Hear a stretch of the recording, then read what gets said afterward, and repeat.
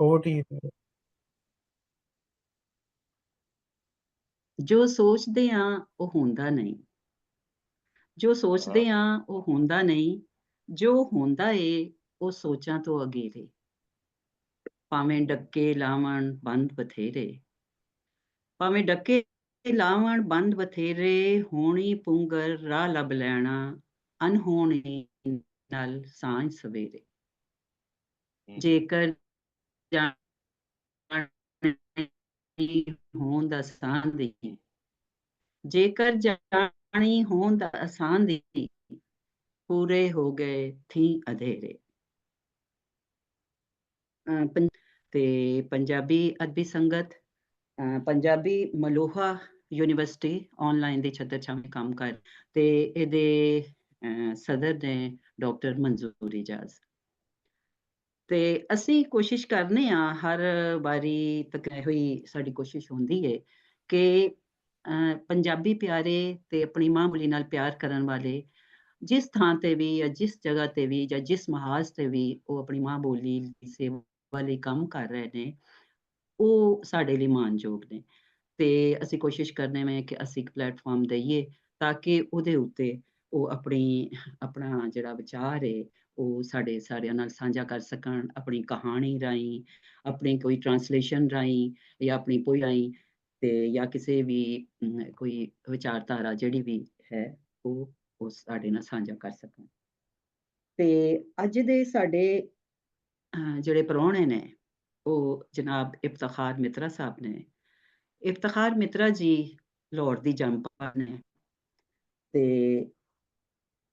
ਇਹਨਾਂ ਨੇ 2010 ਵਿੱਚ ਅੰਜਮਨ ਤਰੱਕੀ ਪਸੰਦ ਮੁਸੰਨਫੀਨ ਜੁਆਇਨ ਕੀਤੀ ਤੇ 3 ਵਰੇ ਬਾਅਦ ਇਹ ਉਹਦੇ ਜੁਆਇੰਟ ਸੈਕਟਰੀ ਹੋਏ ਔਰ ਉਹਦੇ ਬਾਅਦ ਫਿਰ ਸੈਕਟਰੀ ਵੀ ਰਹੇ ਕੁਝ ਸਾਲ। ਤੇ ਇਹ ਇਹਨਾਂ ਦਾ ਜਿਹੜਾ ਸੁਖਨ ਦਾ ਸਫ਼ਰ ਸੀ ਉਸ ਦੌਰਾਨ ਹੀ ਜਾਰੀ ਸਾਰੀ ਹੋਇਆ। ਤੇ ਕਹਾਣੀਕਾਰ ਵੀ ਨੇ, ਕਹਾਣੀਆਂ ਵੀ ਲਿਖ ਰਹੇ ਨੇ, ਟ੍ਰਾਂਸਲੇਸ਼ਨਸ ਕਰ ਰਹੇ ਨੇ। ਇਹਨਾਂ ਨੇ ਬਹੁਤ ਸਾਰੀਆਂ ਕਹਾਣੀਆਂ ਜਿਹੜੀਆਂ ਮਸ਼ਹੂਰ ਰਾਈਟਰਸ ਦੀਆਂ ਨੇ, ਜਿਸ ਤਰ੍ਹਾਂ ਚੈਖੋਵ ਨੇ, ਸਾਰਤਰ ਨੇ, ਅਫਗਾਨਿਸਤਾਨ ਦੇ ਇੱਕ ਰਾਈਟਰ ਨੇ ਬੜੇ ਮਸ਼ਹੂਰ ਖਾਲਿਦ ਹੁਸੈਨੀ, ਉਹਨਾਂ ਦੀ ਕਹਾਣੀ ਇਹਨਾਂ ਨੇ ਟ੍ਰਾਂਸਲੇਟ ਕੀਤੀ ਹੈ ਪੰਜਾਬੀ ਦੇ ਵਿੱਚ। ਤੇ ਅੱਜ ਵੀ ਇਹ ਸਾਡੇ ਨਾਲ ਇੱਕ ਆਪਣੀ ਟ੍ਰਾਂਸਲੇਸ਼ਨ, ਇੱਕ ਕਹਾਣੀ ਹੈ ਉਹਨਾਂ ਦੀ ਜਿਹੜੀ ਜੈਕ ਲੰਡਨ ਨੇ, ਅਮਰੀਕਾ ਦੇ ਮਸ਼ਹੂਰ ਰਾਈਟਰ, ਉਹਨਾਂ ਦੀ ਕਹਾਣੀ ਹੈ ਟੂ ਬਿਲਟ ਅ ਫਾਇਰ। ਉਹਨੂੰ ਇਹਨਾਂ ਨੇ ਪੰਜਾਬੀ ਦੇ ਵਿੱਚ ਉਹਦਾ ਤਰਜਮਾ ਕੀਤਾ ਹੈ ਤੇ ਇਹ ਪੇਸ਼ ਕਰਨਗੇ, ਸਾਡੀ ਸੰਗਤ ਦੇ ਸਾਹਮਣੇ ਰੱਖਣਗੇ ਔਰ ਅਸੀਂ ਦੇਖਾਂਗੇ ਸਾਰੇ ਸਾਡੇ ਰਲਤੀ ਜਿਹੜੇ ਨੇ ਸੰਗਤ ਉਹ ਦੇਖਣਗੇ ਕਿ ਇਹਨਾਂ ਨੇ ਉਹਦਾ ਜਿਹੜਾ ਤਰਜਮਾ ਕੀਤਾ ਹੈ ਇਹ ਕਿੱਥੋਂ ਤੱਕ ਕਾਮਯਾਬ ਹੋਏ ਨੇ ਆਪਣੀ ਲਫ਼ਾਜ਼ੀ ਰਾਹੀਂ। ਉਹ ਜਿਹੜੀ ਫੀਲਿੰਗ ਕਹਾਣੀ ਦੀ ਆਇਆ ਇਹਨਾਂ ਦੇ ਪੰਜਾਬੀ ਜਿਹੜਾ ਇਹਨਾਂ ਨੇ ਟ੍ਰਾਂਸਲੇਸ਼ਨ ਕੀਤੀ ਉਹਦੇ ਵਿੱਚ ਉਹ ਪਾ ਸਕੇ ਨੇ। ਤੇ ਇਹ ਅਸੀਂ ਫਿਰ ਦੇਖਾਂਗੇ ਸਾਡੇ ਸਾਰੇ ਰਲਤੀ ਤੇ ਸਾਰੇ ਆਪਣੇ ਰਲਤੀ ਦਾ ਨੂੰ ਵੀ ਮੈਂ ਜੀ ਆਇਆਂ ਨੂੰ ਕਹਿ ਰਹੀ ਹਾਂ, ਆਪਣੇ ਸੰਗਤੀਆਂ ਨੂੰ ਔਰ ਆਪਣੇ ਪੁਰਾਣੇ ਜਿਹੜੇ ਮਿੱਤਰ ਨੇ। ਤੇ ਮਿੱਤਰਾ ਜੀ ਹੁਣ ਤੁਸੀਂ ਜਿਹੜੀ ਕੁਝ ਜ਼ਰਾ ਪਹਿਲੇ ਜਿਹੜੇ ਅਮਰੀਕਾ ਦੇ ਤੁਸੀਂ ਜਿਨ੍ਹਾਂ ਦੀ ਕਹਾਣੀ ਲਈ ਹੈ ਰਾਈਟਰ ਜਿਹੜੇ ਨੇ ਜੈਕ ਲੰਡਨ, ਇਹਨਾਂ ਦੇ ਬਾਰੇ ਚ ਵੀ ਥੋੜਾ ਜਿਹਾ ਅਗਰ ਦੱਸ ਸਕੋ, 2-4 ਆਪਣੀਆਂ ਜਿਹੜੀਆਂ 2-3 ਲਾਈਨਾਂ ਦੇ ਵਿੱਚ। ਜੀ ਮੇਰੀ ਆਵਾਜ਼ ਆ ਰਹੀ ਜੀ? ਤੁਸੀਂ ਹਾਂਜੀ ਮਿੱਤਰਾ ਜੀ, ਤੁਸੀਂ ਹੁਣ ਕਹਾਣੀ ਪੜ੍ਹਨੀ ਹੈ ਔਰ ਜਿਸ ਤਰ੍ਹਾਂ ਕਿ ਮੈਂ ਤੁਹਾਨੂੰ ਪਹਿਲੇ ਦੱਸ ਦਿੱਤਾ ਸੀ ਕਿ ਕਹਾਣੀ ਪੜ੍ਹ ਕੇ ਤੁਸੀਂ ਉਹਦੇ ਬਾਅਦ ਜਿਹੜਾ ਹੈ ਤੁਸੀਂ ਮਿਊਟ ਕਰ ਲੈਣਾ ਆਪਣੇ ਆਪ ਨੂੰ ਔਰ ਫਿਰ ਸਾਰੇ ਸਾਡੇ ਸੰਗਤੀ ਜਿਹੜੇ ਨੇ ਉਹਦੇ ਤੇ ਗੱਲਬਾਤ ਕਰਨਗੇ ਔਰ ਅਖੀਰ ਦੇ ਵਿੱਚ ਅਸੀਂ ਤੁਹਾਨੂੰ ਮੌਕਾ ਦੇਵਾਂਗੇ ਕਿ ਤੁਸੀਂ ਵੀ ਗੱਲਬਾਤ ਕਰ ਸਕੋ। ਤੇ ਤੁਸੀਂ ਹੁਣ ਆਪਣੀ ਕਹਾਣੀ ਜਿਹੜੀ ਹੈ ਜਿਹੜਾ ਤਰਜਮਾ ਕੀਤਾ ਹੈ ਉਹ ਤੁਸੀਂ ਪੇਸ਼ ਕਰੋ। ਜੀ ਜੀ ਮਿੱਤਰਾ ਜੀ। ਜੀ ਦੋਸਤੋ ਮਿੱਤਰੋ, ਸਲਾਮ ਤੇ ਪ੍ਰਣਾਮ, ਜਿੰਦੇ ਵਸਦੇ ਰਹੋ ਪਾਰ ਦੇ ਪਾਰ ਦੇ। ਗੱਲ ਇਹ ਵੇ ਕਿ ਜੈਕ ਲੰਡਨ ਮੇਰਾ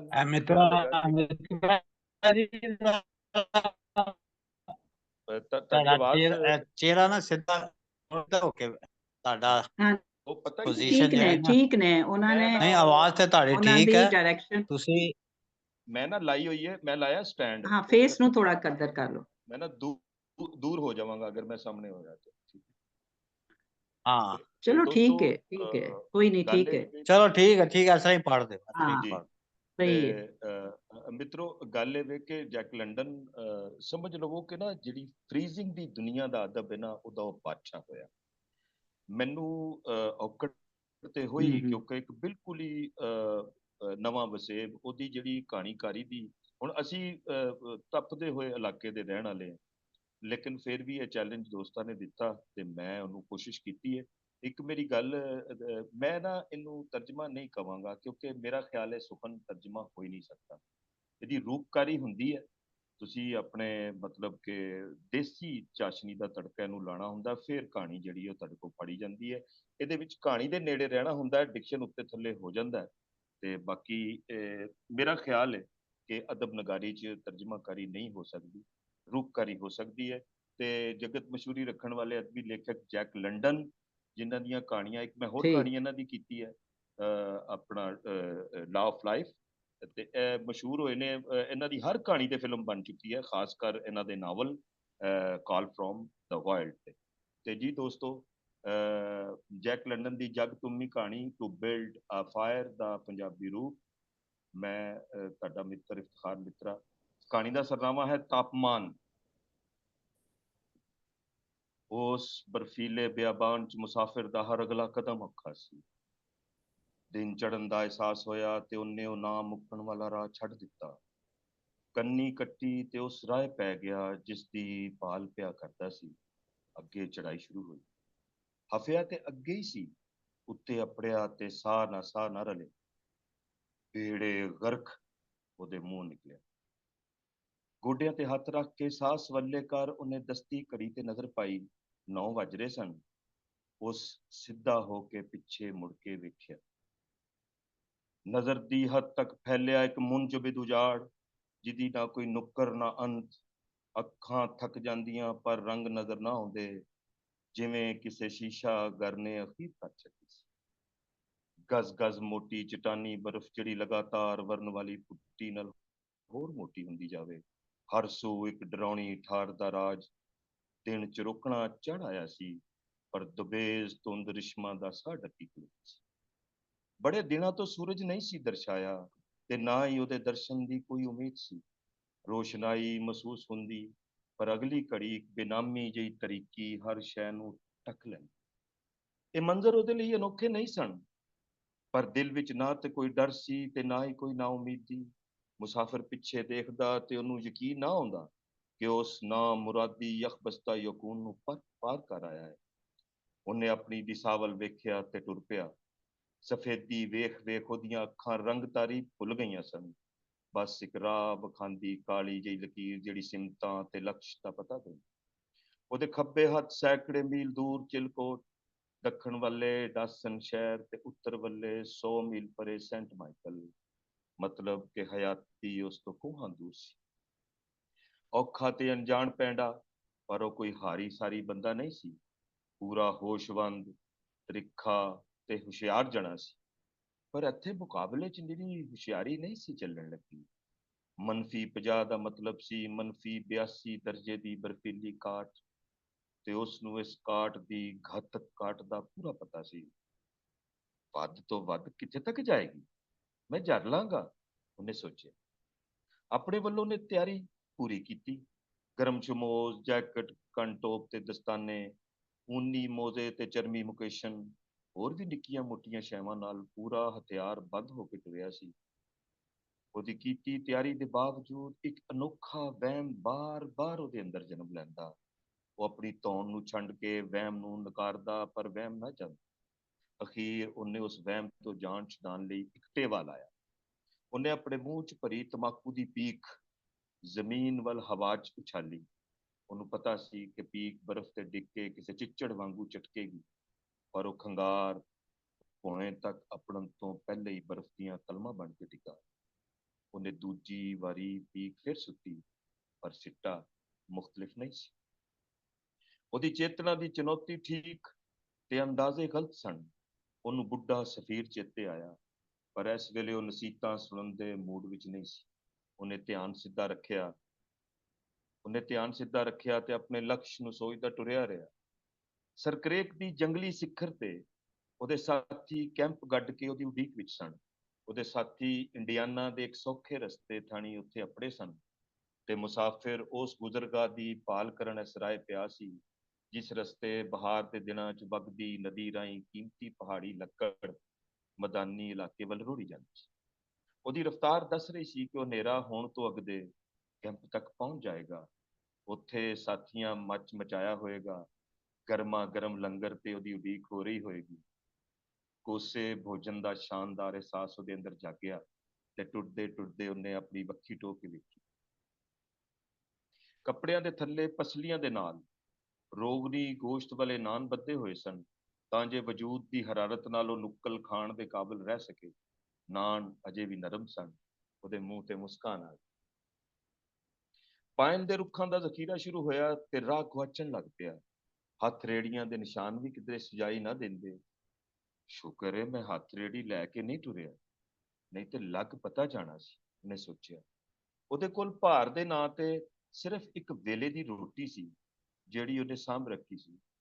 ਜੰਗਲੀ ਰਾਹ ਪਾਰੋਂ ਉਹਦੀ ਰਫ਼ਤਾਰ ਮੱਠੀ ਪਈ ਤੇ ਉਹਨੂੰ ਸਰਦੀ ਦੇ ਵਧਾ ਦਾ ਵਹਿਮ ਫੇਰ ਹੋਣ ਲੱਗ ਪਿਆ। ਉਹਨੇ ਰੁੱਕ ਕੇ ਆਪਣੇ ਮੂੰਹ ਨੂੰ ਰਗੜਿਆ, ਪਰ ਗੱਲਾਂ ਬੇਹਿੱਸ ਹੋ ਚੁੱਕੀਆਂ ਸਨ। ਉਹਦੇ ਮੂੰਹ ਤੇ ਭਰਵੀਂ ਦਾੜੀ ਮੁੱਛ ਹੈਗੀ ਸੀ, ਪਰ ਵਾਲਾਂ ਦਾ ਇਹ ਗੁੱਛਾ ਸੀਤ ਨੂੰ ਢੱਕਣ ਜੋਗਾ ਨਹੀਂ ਸੀ ਹੈਗਾ। ਇਹ ਪੈਂਡਾ ਕਿਸੇ ਇਕੱਲੇ ਜਣੇ ਦੇ ਵੱਸ ਦਾ ਰੋਗ ਨਹੀਂ ਏ। ਉਹਦੇ ਕੰਨਾਂ 'ਚ ਬੁੱਢੇ ਸਰੀਰ ਦੀ ਆਵਾਜ਼ ਫਿਰ ਪਈ। ਮੁਸਾਫਰ ਨੇ ਉਸ ਆਵਾਜ਼ ਵੱਲ ਧਿਆਨ ਨਾ ਕੀਤਾ ਤੇ ਆਪਣੇ ਪਿਛਲੱਗ ਸਾਥੀ ਕੁੱਤੇ ਵੱਲ ਮੁੜ ਕੇ ਦੇਖਿਆ। ਉਹ ਇੱਕ ਬਘਿਆੜੀ ਕੁੱਤਾ, ਜਿਹਦੀ ਜੱਤ ਹੂ ਬਹੂ ਬਘਿਆੜ ਵਰਗੀ ਹੁੰਦੀ ਹੈ। ਦੋ ਨਸਲਾ ਜਨੌਰ, ਜਿਸ ਦੀ ਇੱਲਤ ਬਘਿਆੜ ਵਰਗੀ ਤੇ ਖਸਲਤ ਕੁੱਤੇ ਵਰਗੀ। ਦੋ ਜਿਉਂਦੇ ਵਜੂਦ ਇੱਕ ਦੂਜੇ ਦੇ ਹਮਸਫਰ। ਜਿਉਂਦੇ ਵਜੂਦ ਦੇ ਅਹਿਸਾਸ ਨੇ ਉਸ ਮਾਰੂ ਸੀਤ ਦਾ ਡਰ ਮੱਠਾ ਕਰ ਦਿੱਤਾ। ਕੁੱਤੇ ਨੂੰ ਕਿਸੇ ਇਨਸਾਨ ਵਾਂਗਰ ਡਿੱਗਦੇ ਹੋਏ ਤਾਪ ਦਾ ਮਾਪ ਤੇ ਨਹੀਂ ਸੀ ਆਉਂਦਾ, ਪਰ ਮੰਫੀ 70 ਵੱਲ ਵੱਧਦੇ ਤਾਪਮਾਨ ਨੇ ਉਹਨੂੰ ਬੇਚੈਨ ਤੇ ਖਬਰਦਾਰ ਜ਼ਰੂਰ ਕੀਤਾ ਹੋਇਆ ਸੀ। ਕੁੱਤੇ ਦੀਆਂ ਬੇਵਸਾਈਆਂ ਅੱਖਾਂ ਮੁਸਾਫਰ ਦੀ ਹਰ ਹਰਕਤ ਨੂੰ ਜਾਂਚ ਰਹੀਆਂ ਸਨ, ਜਿਵੇਂ ਕਿ ਮੇਰਾ ਮਾਲਕ ਰੁਕੇਗਾ ਤੇ ਅੱਗ ਬਾਲੇਗਾ, ਕੁਝ ਖਾਵੇਗਾ ਤੇ ਮੈਨੂੰ ਵੀ ਦੇਵੇਗਾ। ਪਰ ਐਸਾ ਕੁਝ ਨਹੀਂ ਸੀ। ਕੁੱਤਾ ਹੈਰਾਨ ਸੀ ਕਿ ਸਾਹਮਣੇ ਖੜਾ ਬੰਦਾ ਨਾ ਤੇ ਬੈਠਣ ਦਾ ਟਿਕਾਣਾ ਬਣਾ ਰਿਹਾ ਹੈ ਤੇ ਨਾ ਹੀ ਅੱਗ ਬਾਲਣ ਦਾ ਕੋਈ ਯਾਰ ਕਰ।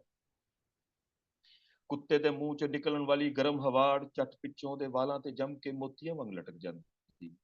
ਉਹਦੀ ਜੱਤ ਤੇ ਜਿਵੇਂ ਕਿਸੇ ਨੇ ਚੂਨਾ ਫੇਰ ਦਿੱਤਾ ਸੀ। ਮੁਸਾਫਰ ਦਾ ਆਪਣਾ ਹਾਲ ਵੀ ਭੈੜਾ ਹੁੰਦਾ ਗਿਆ। ਠੰਡ ਗੱਲਾਂ ਤੋਂ ਅੱਗੇ ਉਹਦੇ ਚਬਾੜੇ ਜਮਾਉਣ ਲੱਗ ਪਈ ਸੀ। ਤੰਬਾਕੂ ਚਬਾਣਾ ਵੀ ਔਖਾ ਲੱਗਣ ਲੱਗ ਪਿਆ। ਉਹਨੇ ਬੜੀ ਦੇਰ ਤੋਂ ਤੰਬਾਕੂ ਦੀ ਪੀਕ ਨਹੀਂ ਸੀ ਚੁੱਕੀ। ਤੰਬਾਕੂ ਦੀ ਰਾਲ ਉਹਦੀਆਂ ਵਰਾਛਾਂ ਚੋਂ ਬਾਹਰ ਨਿਕਲ ਕੇ ਜੰਮਣ ਲੱਗ ਪਈ ਸੀ। ਮੁਸਾਫਰ ਨੇ ਬੜੇ ਔਕੜ ਬਰਫੀਲੇ ਪੈਂਡੇ ਕੱਟੇ ਸਨ, ਪਰ ਇੰਜ ਤੇ ਕਦੀ ਵੀ ਨਹੀਂ ਸੀ ਹੋਇਆ। ਕੋਈ ਗੱਲ ਨਹੀਂ, ਇਹ ਠਾਰ ਮੇਰੇ ਲਈ ਕੋਈ ਨਵੀਂ ਚੁਣੌਤੀ ਨਹੀਂ ਹੈਗੀ, ਮੈਂ ਨਜਿੱਠ ਲਾਂਗਾ, ਨੇ ਸੋਚਿਆ ਤੇ ਰਫ਼ਤਾਰ ਹੋਰ ਤੇਜ਼ ਕਰ ਦਿੱਤੀ। ਘਣੇ ਰੁੱਖ ਮਗਰੋਂ ਲੱਥੇ ਤੇ ਰਾਹ ਸੌਖਾ ਹੋਇਆ। ਨਪੀ ਤੁਲੀ ਰਫ਼ਤਾਰ ਬਾਝੋਂ ਵੇਲੇ ਸਿਰ ਸਰਕਰੀਕ ਵੱਲ ਜਾਂਦੀ ਘਾਟੀ ਮੂਹਰੇ ਅੱਪੜ ਗਿਆ ਸੀ, ਜਿੱਥੋਂ ਇੱਕ ਖੁਸ਼ਕ ਨਦੀ ਦੇ ਕੰਢੇ ਕੰਢੇ ਉਹਨੇ ਉਸ ਚੁਰਸਤੇ ਤੱਕ ਅੱਪੜਨਾ ਸੀ, ਜਿੱਥੋਂ ਉਹਦੀ ਅਗਲੀ ਮੰਜ਼ਿਲ ਸ਼ੁਰੂ ਹੋਣੀ ਸੀ। ਦਸਤੀ ਘੜੀ ਦੱਸ ਰਹੀ ਸੀ ਕਿ ਉਹ ਨਿਰੇ 1 ਘੰਟੇ 'ਚ 4 ਮੀਲ ਕੱਟ ਆਇਆ ਹੈ। ਇਸ ਹਿਸਾਬ ਨਾਲ ਟੁਰਦਾ ਰਿਹਾ ਤੇ ਸ਼ਾਮ ਤੋਂ ਪਹਿਲੇ ਅੱਪੜ ਜਾਵਾਂਗਾ। ਅੰਨ ਪਾਣੀ ਚੁਰਸਤੇ ਅੱਪੜ ਕੇ ਹੀ ਕਰਾਂਗਾ, ਉਹਨੇ ਸੋਚਿਆ। ਕਿਸੇ ਸਸਤਾਹਟ ਦਾ ਸਵਾਲ ਹੀ ਨਹੀਂ ਸੀ। ਉਹਨੇ ਆਪਣੇ ਪੈਰ ਹੋਰ ਤੇਜ਼ ਕਰ ਦਿੱਤੇ। ਉਹਦਾ ਪਾਲਤੂ ਉਹਦੀ ਰਫ਼ਤਾਰ ਨਾਪਦਾ ਉਹਦੇ ਮਗਰੇ ਮਗਰ ਲਗਾ ਰਿਹਾ ਸੀ। ਖੁਸ਼ਕ ਮੁੰਜਮਦ ਨਦੀ ਦੇ ਵੱਟੇ ਵੱਟ ਉਹਨੂੰ ਮਹੀਨਾ ਪਰ ਪੁਰਾਣੇ ਹੱਥ ਰੇੜੀਆਂ ਦੇ ਨਿਸ਼ਾਨ ਦਿਸਣ ਲੱਗ ਪਏ। ਰਾਹ ਰਸਤੇ ਦੇ ਨਿਸ਼ਾਨ ਵੇਖਦਾ ਨਿੱਕੇ ਮੋਟੇ ਗਵੇੜ ਲਾਉਂਦਾ ਉਹ ਲਗਾ ਜਾ ਰਿਹਾ ਸੀ। ਇਸ ਤੋਂ ਵੱਖ ਹੋਰ ਉਹ ਕਰ ਵੀ ਕੀ ਸਕਦਾ ਸੀ। ਗੱਲ ਬਾਤ ਲਈ ਦੂਜਾ ਕੋਈ ਨਹੀਂ ਸੀ। ਉਹਨੇ ਮੁੜ ਕੇ ਫਿਰ ਕੁੱਤੇ ਵੱਲ। ਤੰਬਾਕੂ ਚੱਬਣਾ ਤੇ ਦੂਰ ਚਬਾੜੇ ਕੁਝ ਬੋਲਣ ਤੋਂ ਵੀ ਇਨਕਾਰੀ ਸਨ। ਮੁਸਾਫਿਰ ਨੇ ਰੁਕ ਕੇ ਆਪਣੀਆਂ ਗੱਲਾਂ ਰਗੜੀਆਂ। ਉਹ ਰਗੜ ਰੋਕਦਾ ਤੇ ਮੂੰਹ ਦੁਬਾਰਾ ਸੁੰਨ ਹੋ ਜਾਂਦਾ। ਰਹਿ ਰਹਿ ਕੇ ਉਹਨੂੰ ਅਹਿਸਾਸ ਹੋ ਰਿਹਾ ਸੀ ਕਿ ਉਹਦਾ ਕੰਟੋਪ ਦਾ ਚੁਣਾਵ ਬਿਲਕੁਲ ਗਲਤ ਸੀ। ਇਹ ਕੰਟੋਪ ਮੂੰਹ ਤੇ ਪੈਣ ਵਾਲੀ ਸੀਤ ਨੂੰ ਨਹੀਂ ਸੀ ਰੋਕ ਪਾ ਰਿਹਾ। ਇਹ ਮੈਂ ਕੀ ਖੱਚ ਮਾਰ ਬੈਠਾ। ਮੁਸਾਫਿਰ ਨੂੰ ਹਿਰਕ ਲੱਗਣ ਲੱਗ ਪਿਆ। ਚਬਾੜਿਆਂ 'ਚ ਪੀੜ ਉੱਠਣ ਲੱਗ ਪਈ ਸੀ। ਕੋਈ ਨਹੀਂ, ਕੁਝ ਨਹੀਂ ਹੁੰਦਾ, ਬੜੀਆਂ ਬਰਫਾਂ ਵੇਖੀਆਂ ਨੇ। ਉਹਨੇ ਸੋਚ ਬਦਲੀ, ਪਰ ਸਰਦੀ ਸੀ ਕਿ ਧਿਆਨ ਬਦਲਣ ਨਹੀਂ ਸੀ ਦੇ। ਉਹ ਜਿਉਂ-ਜਿਉਂ ਚਾਲ ਚੌਕਸ ਕਰਦਾ, ਤੂੰ ਉਹਦੇ ਪੈਰ ਭਾਰੇ ਹੁੰਦੇ। ਫਿਰ ਅਚਨਚੇਤ ਉਹ ਕਿਸੇ ਬਿਦਕੇ ਘੋੜੇ ਵਾਂਗ ਪਿੱਛੇ ਨੂੰ ਹਟਿਆ। ਕੁਦਰਤ ਦੀ ਚੱਲੀ ਚਾਲ ਉਹਦੇ ਸਾਹਮਣੇ ਸੀ ਤੇ ਉਹ ਹਾਰਦਾ ਮਸਾਂ ਹੀ ਬਚਿਆ ਸੀ। ਉਹਨੂੰ ਉਸ ਖੁਸ਼ਕ ਮੁੰਜਮਦ ਨਦੀ ਦੇ ਅੰਦਰ ਵਗਦੇ ਪਾਣੀ ਦੀ ਇੱਕ ਲੁਕਵੀਂ ਧਾਰਾ ਦੀ ਸੁਣਗੁਣ ਮਿਲੀ। ਇਹ ਧਾਰਾ ਕਦੇ ਮੁੰਜਮਦ ਨਹੀਂ ਹੁੰਦੀ ਤੇ ਲੁਕਵੇਂ ਢੰਗ ਨਾਲ ਵਗਦੀ ਰਹਿੰਦੀ। ਕਾਜ਼ ਮੋਟੀ ਬਰਫ਼ ਦੇ ਉੱਤੇ ਬਰਫ਼ ਦੀ ਇੱਕ ਬਰੀਕ ਪਰਤ ਦੇ ਥੱਲੇ ਆਪਣਾ ਵਗਣ ਜਾਰੀ ਰੱਖਦੀ ਹੈ। ਕੁਦਰਤ ਦੇ ਇਸ ਢੋਂਗ ਦਾ ਛੇਤੀ ਕਿਤੇ ਪਤਾ ਸੁਰ ਨਹੀਂ ਲੱਗਦਾ। ਜੇ ਇਹਦੇ ਤੇ ਪੈਰ ਪੈ ਜਾਵੇ ਤੇ ਬੰਦਾ ਮਿੰਟੋਂ ਪਹਿਲੇ ਗਿੱਲਾ ਗੁੜੁੱਚ ਹੋ ਜਾਂਦਾ ਹੈ। ਤੇ ਇਸ ਮਾਰੂ ਠੰਡ ਵਿੱਚ ਗਿੱਲੇ ਹੋਣ ਦਾ ਮਤਲਬ ਸੀ ਸਾਵਾਂ ਦੀ ਪੁੱਠੀ ਗਿਣਤੀ। ਮੁਸਾਫਿਰ ਰੁਕਿਆ। ਉਹਦੇ ਮੂੰਹ ਤੇ ਮੁਸਕਾਨ ਆ ਗਈ। ਉਹਨੂੰ ਇੱਕ ਜਿੱਤ ਦਾ ਅਹਿਸਾਸ ਹੋਇਆ, ਜਿਵੇਂ ਉਹਨੇ ਇੱਕ ਥੜਾ ਮਾਰ ਕੇ ਬੈਠੇ ਦੁਸ਼ਮਣ ਦਾ ਵਾਰ ਪਲਟ ਦਿੱਤਾ ਸੀ। ਗੱਲ ਵੀ ਠੀਕ ਸੀ। ਜੇ ਉਹਦਾ ਪੈਰ ਪਾਣੀ ਵਿੱਚ ਪੈ ਜਾਂਦਾ ਤੇ ਇੱਕ ਨਵੀਂ ਚਿੰਤਾ ਸ਼ੁਰੂ ਹੋ ਜਾਂਦੀ। ਅੱਗ ਬਾਲਣੀ ਪੈਂਦੀ, ਸਰੀਰ ਸੁਖਾਣਾ ਪੈਂਦਾ, ਮਤਲਬ ਕਿ ਉਹਨੂੰ 2 ਘੰਟੇ ਦੀ ਉਚੇਤੀ ਮੁਸ਼ੱਕਤ ਨੂੰ ਸ਼ਿਕਸਤ ਦੇ। ਨਦੀ ਦੇ ਕੰਢੇ ਉਸ ਲੁਕਵੀਂ ਧਾਰਾ ਦਾ ਧਿਆਨ ਰੱਖਦਾ ਮਨ ਹੀ ਮਨ ਵਿੱਚ ਖੁਸ਼ ਹੁੰਦਾ ਟੁਰਿਆ ਰਿਹਾ। ਕੁਛ ਦੂਰ ਗਿਆ ਤੇ ਉਹਦਾ ਡਰ ਜਾਂਦਾ ਰਿਹਾ। ਉਹਨੇ ਪੈਰ ਫਿਰ ਤੇਜ਼ ਕਰ ਦਿੱਤੇ। ਅਗਲੇ 2 ਘੰਟਿਆਂ ਚੋਂ 4 ਮੀਲ ਦਾ ਫਾਸਲਾ ਬੜੀ ਚੌਕਸੀ ਨਾਲ ਪਾਰ ਕਰ ਗਿਆ। ਇੱਕ ਜਗ੍ਹਾ ਉਹਨੇ ਲੰਘ ਪੁੱਟੀ ਤੇ ਫਿਰ ਆਪਣਾ ਪੈਰ ਛੇਤੀ ਨਾਲ ਪਿੱਛੇ ਖਿੱਚ ਲਿਆ। ਲੁਕਵੀਂ ਧਾਰਾ ਦਾ ਨਿੰਮਾ ਜਿਹਾ ਸ਼ੋਰ ਉਹਦੇ ਕੰਨੀ ਪਿਆ। ਇੱਥੋਂ ਇੱਕ ਨਿੱਕੀ ਜਿਹੀ ਘਾਟੀ ਪਾਰ ਕਰਨੀ ਸੀ, ਪਰ ਉਹ ਕੋਈ ਰਿਸਕ ਨਹੀਂ ਸੀ ਲੈ ਸਕਦਾ। ਉਹਦਾ ਕੁੱਤਾ ਉਹਦੇ ਬਰਾਬਰ ਖੜਾ ਬੜੀ ਗੌਰ ਨਾਲ ਪਾਣੀ ਦੀ ਆਵਾਜ਼ ਸੁਣ ਰਿਹਾ ਸੀ। ਉਹਨੂੰ ਇੱਕ ਤਰਕੀਬ ਸੁਝੀ। ਚੱਲ ਬਈ, ਉਹਨੇ ਕੁੱਤੇ ਨੂੰ ਟੱਪਣ ਦਾ ਹੋਕਾ ਦਿੱਤਾ, ਪਰ ਕੁੱਤੇ ਨੇ ਝਿਜਕ ਵਿਖਾਈ। ਓਏ ਚੱਲ ਨਾ। ਕੁੱਤੇ ਨੇ ਪਿਛਲੀ ਪੈਰੀ ਬਹਿ ਕੇ ਖਤਰੇ ਨੂੰ ਮਹਿਸੂਸਿਆ ਤੇ ਅਗਾਂਹ ਨਾ ਵਧਿਆ। ਫਿਰ ਇੱਕ ਦਬਕੇ ਨੇ ਕੁੱਤੇ ਨੂੰ ਛਲਾਂਗ ਲਾਉਣ ਤੇ ਮਜਬੂਰ ਕਰ ਦਿੱਤਾ, ਪਰ ਉਹੀ ਹੋਇਆ ਜਿਹਦਾ ਡਰ ਸੀ। ਕੁੱਤਾ ਪਾੜ ਅੱਪੜਨ ਤੋਂ ਪਹਿਲੇ ਹੀ ਬਰਫ਼ ਦੀ ਬਰੀਕ ਪਰਤ ਤੋੜਦਾ ਪਾਣੀ ਵਿੱਚ ਜਾ ਡਿੱਗਿਆ। ਕੁੱਤਾ ਟਪੂਸੀ ਮਾਰ ਕੇ ਤੁਰੰਤ ਪਾਰ ਤੇ ਲੰਘ ਗਿਆ, ਪਰ ਆਨਨ ਫਾਨਨ ਕੁੱਤੇ ਦੀਆਂ ਲੱਤਾਂ ਨਾਲ ਲੱਗਾ ਪਾਣੀ ਜੰਮਣ। ਕੁੱਤਾ ਬੜੀ ਤੇਜ਼ੀ ਨਾਲ ਆਪਣੇ ਦੰਦਾਂ ਨਾਲ ਆਪਣੇ ਪੰਜੇ ਖੋਲਣ ਲੱਗ ਪੈਂਦਾ ਹੈ, ਜਿਵੇਂ ਕਿ ਉਹ ਜਾਣਦਾ ਸੀ ਕਿ ਜ਼ਰਾ ਜਿੰਨੀ ਦੇਰੀ ਉਹਨੂੰ ਮਫਲੂਜ ਕਰ ਸਕਦੀ ਹੈ। ਕੋਲ ਖੜਾ ਮੁਸਾਫਿਰ ਹੈਰਾਨ ਸੀ ਕਿ ਉਹਦੀ ਤੇ ਕੁੱਤੇ ਦੀ ਸੋਚ ਹੂ-ਬਹੂ ਕਿੰਨੀ। ਮੁਸਾਫਿਰ ਨੇ ਛੇਤੀ ਨਾਲ ਆਪਣੇ ਦਸਤਾਨੇ ਲਾਏ ਤੇ ਥੱਲੇ ਬਹਿ ਕੇ ਕੁੱਤੇ ਵਾਂਗ ਆਪਣੇ ਦੰਦਾਂ ਨਾਲ ਉਹਦੇ ਪੰਜਿਆਂ ਚੋਂ ਬਰਫ਼ ਖਿੱਚਣ ਲੱਗ ਪਿਆ।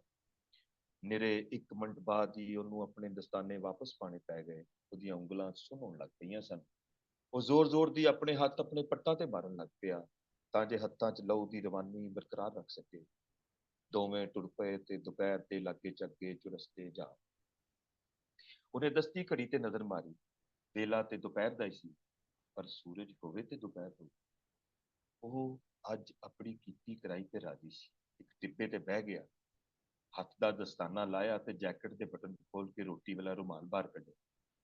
ਪਰ ਨਿਰੇ ਅੱਧੇ ਮਿੰਟ 'ਚ ਉਹਦੇ ਹੱਥ ਤੇ ਸਨਸਨਾਹਟ ਹੋਣ ਲੱਗ ਪਈ। ਉਹਨੇ ਵਹਿਮ ਸਮਝਿਆ ਤੇ ਆਪਣਾ ਹੱਥ ਜ਼ੋਰ ਦੀ ਆਪਣੇ ਪੱਟ ਤੇ ਮਾਰਿਆ। ਮਾੜੀ ਜਿਹੀ ਪੀੜ ਦਾ ਅਹਿਸਾਸ ਹੋਇਆ, ਪਰ ਅਗਲੀ ਘੜੀ ਉਹ ਪੀੜ ਵੀ ਜਾਂਦੀ ਰਹੀ। ਉਹਨੇ ਡਰਦਿਆਂ ਆਪਣੇ ਚੁਫੇਰੇ ਵੇਖਿਆ। ਉਹਦੇ ਸਾਰੇ ਅੰਦਾਜ਼ੇ ਸ਼ਿਕਸਤ ਖਾ ਰਹੇ ਸਨ। ਉਹਨੇ ਦਸਤਾਨਾ ਚਾੜ ਲਿਆ ਤੇ ਦੂਜੇ ਹੱਥ ਨਾਲ ਨਾਨ ਖਾਣ ਦੀ ਕੋਸ਼ਿਸ਼ ਕੀਤੀ, ਪਰ ਦਾੜੀ 'ਚ ਫਸੀ ਬਰਫ਼ ਨੇ ਮੂੰਹ ਦੀ ਹਰਕਤ ਰੋਕ ਦਿੱਤੀ। ਇਹ ਕੀ ਹੋ ਰਿਹਾ ਹੈ? ਇੰਝ ਕਦੇ ਨਹੀਂ ਹੋਇਆ। ਉਹਨੇ ਇੱਕ ਪਲ ਸੋਚਿਆ ਤੇ ਫੇਰ ਇੱਕਦਮ ਹੱਸਣ ਲੱਗ ਪਿਆ। ਦੁਰ ਫਿਟੇ ਮੂੰਹ ਸਿਆਣਿਆ, ਉਹਦੇ ਮੂੰਹੋਂ ਨਿਕਲਿਆ। ਗੱਲ ਇਹ ਸੀ ਕਿ ਇਹੋ ਜਿਹੇ ਮੁੰਜਮਦ ਬਿਆਬਾਨ ਵਿੱਚ ਹਰਕਤੀ ਜ਼ਿੰਦਗੀ ਦੀ ਇੱਕ ਖਾਸ ਮੁੱਦਤ ਹੁੰਦੀ ਹੈ। ਉਸ ਤੋਂ ਬਾਅਦ ਅਗਲੇ ਸਾਵਾਂ ਦੀ ਜ਼ਮਾਨਤ ਅੱਗ ਹੁੰਦੀ ਏ, ਜਿਹੜੀ ਉਹ ਬਾਲਣੀ ਭੁੱਲ ਗਿਆ ਸੀ। ਦਸਤਾਨੇ ਚੋਂ ਬਾਹਰ ਹੱਥ ਹਰਕਤ ਕਰਨ ਤੋਂ ਇਨਕਾਰੀ ਸਨ। ਉਹਨੂੰ ਖੌਫਨਾਕ ਗਲਤੀ ਦਾ ਅਹਿਸਾਸ ਹੋਇਆ ਤੇ ਉਹਦੇ ਵਜੂਦ ਵਿੱਚ ਸਨਸਨੀ ਫੈਲ ਗਈ। ਉਹਨੇ ਦਸਤਾਨਾ ਚਾੜਿਆ ਤੇ ਉੱਠ ਕੇ ਵਰਜ਼ਿਸ਼ ਸ਼ੁਰੂ ਕਰ ਦਿੱਤੀ।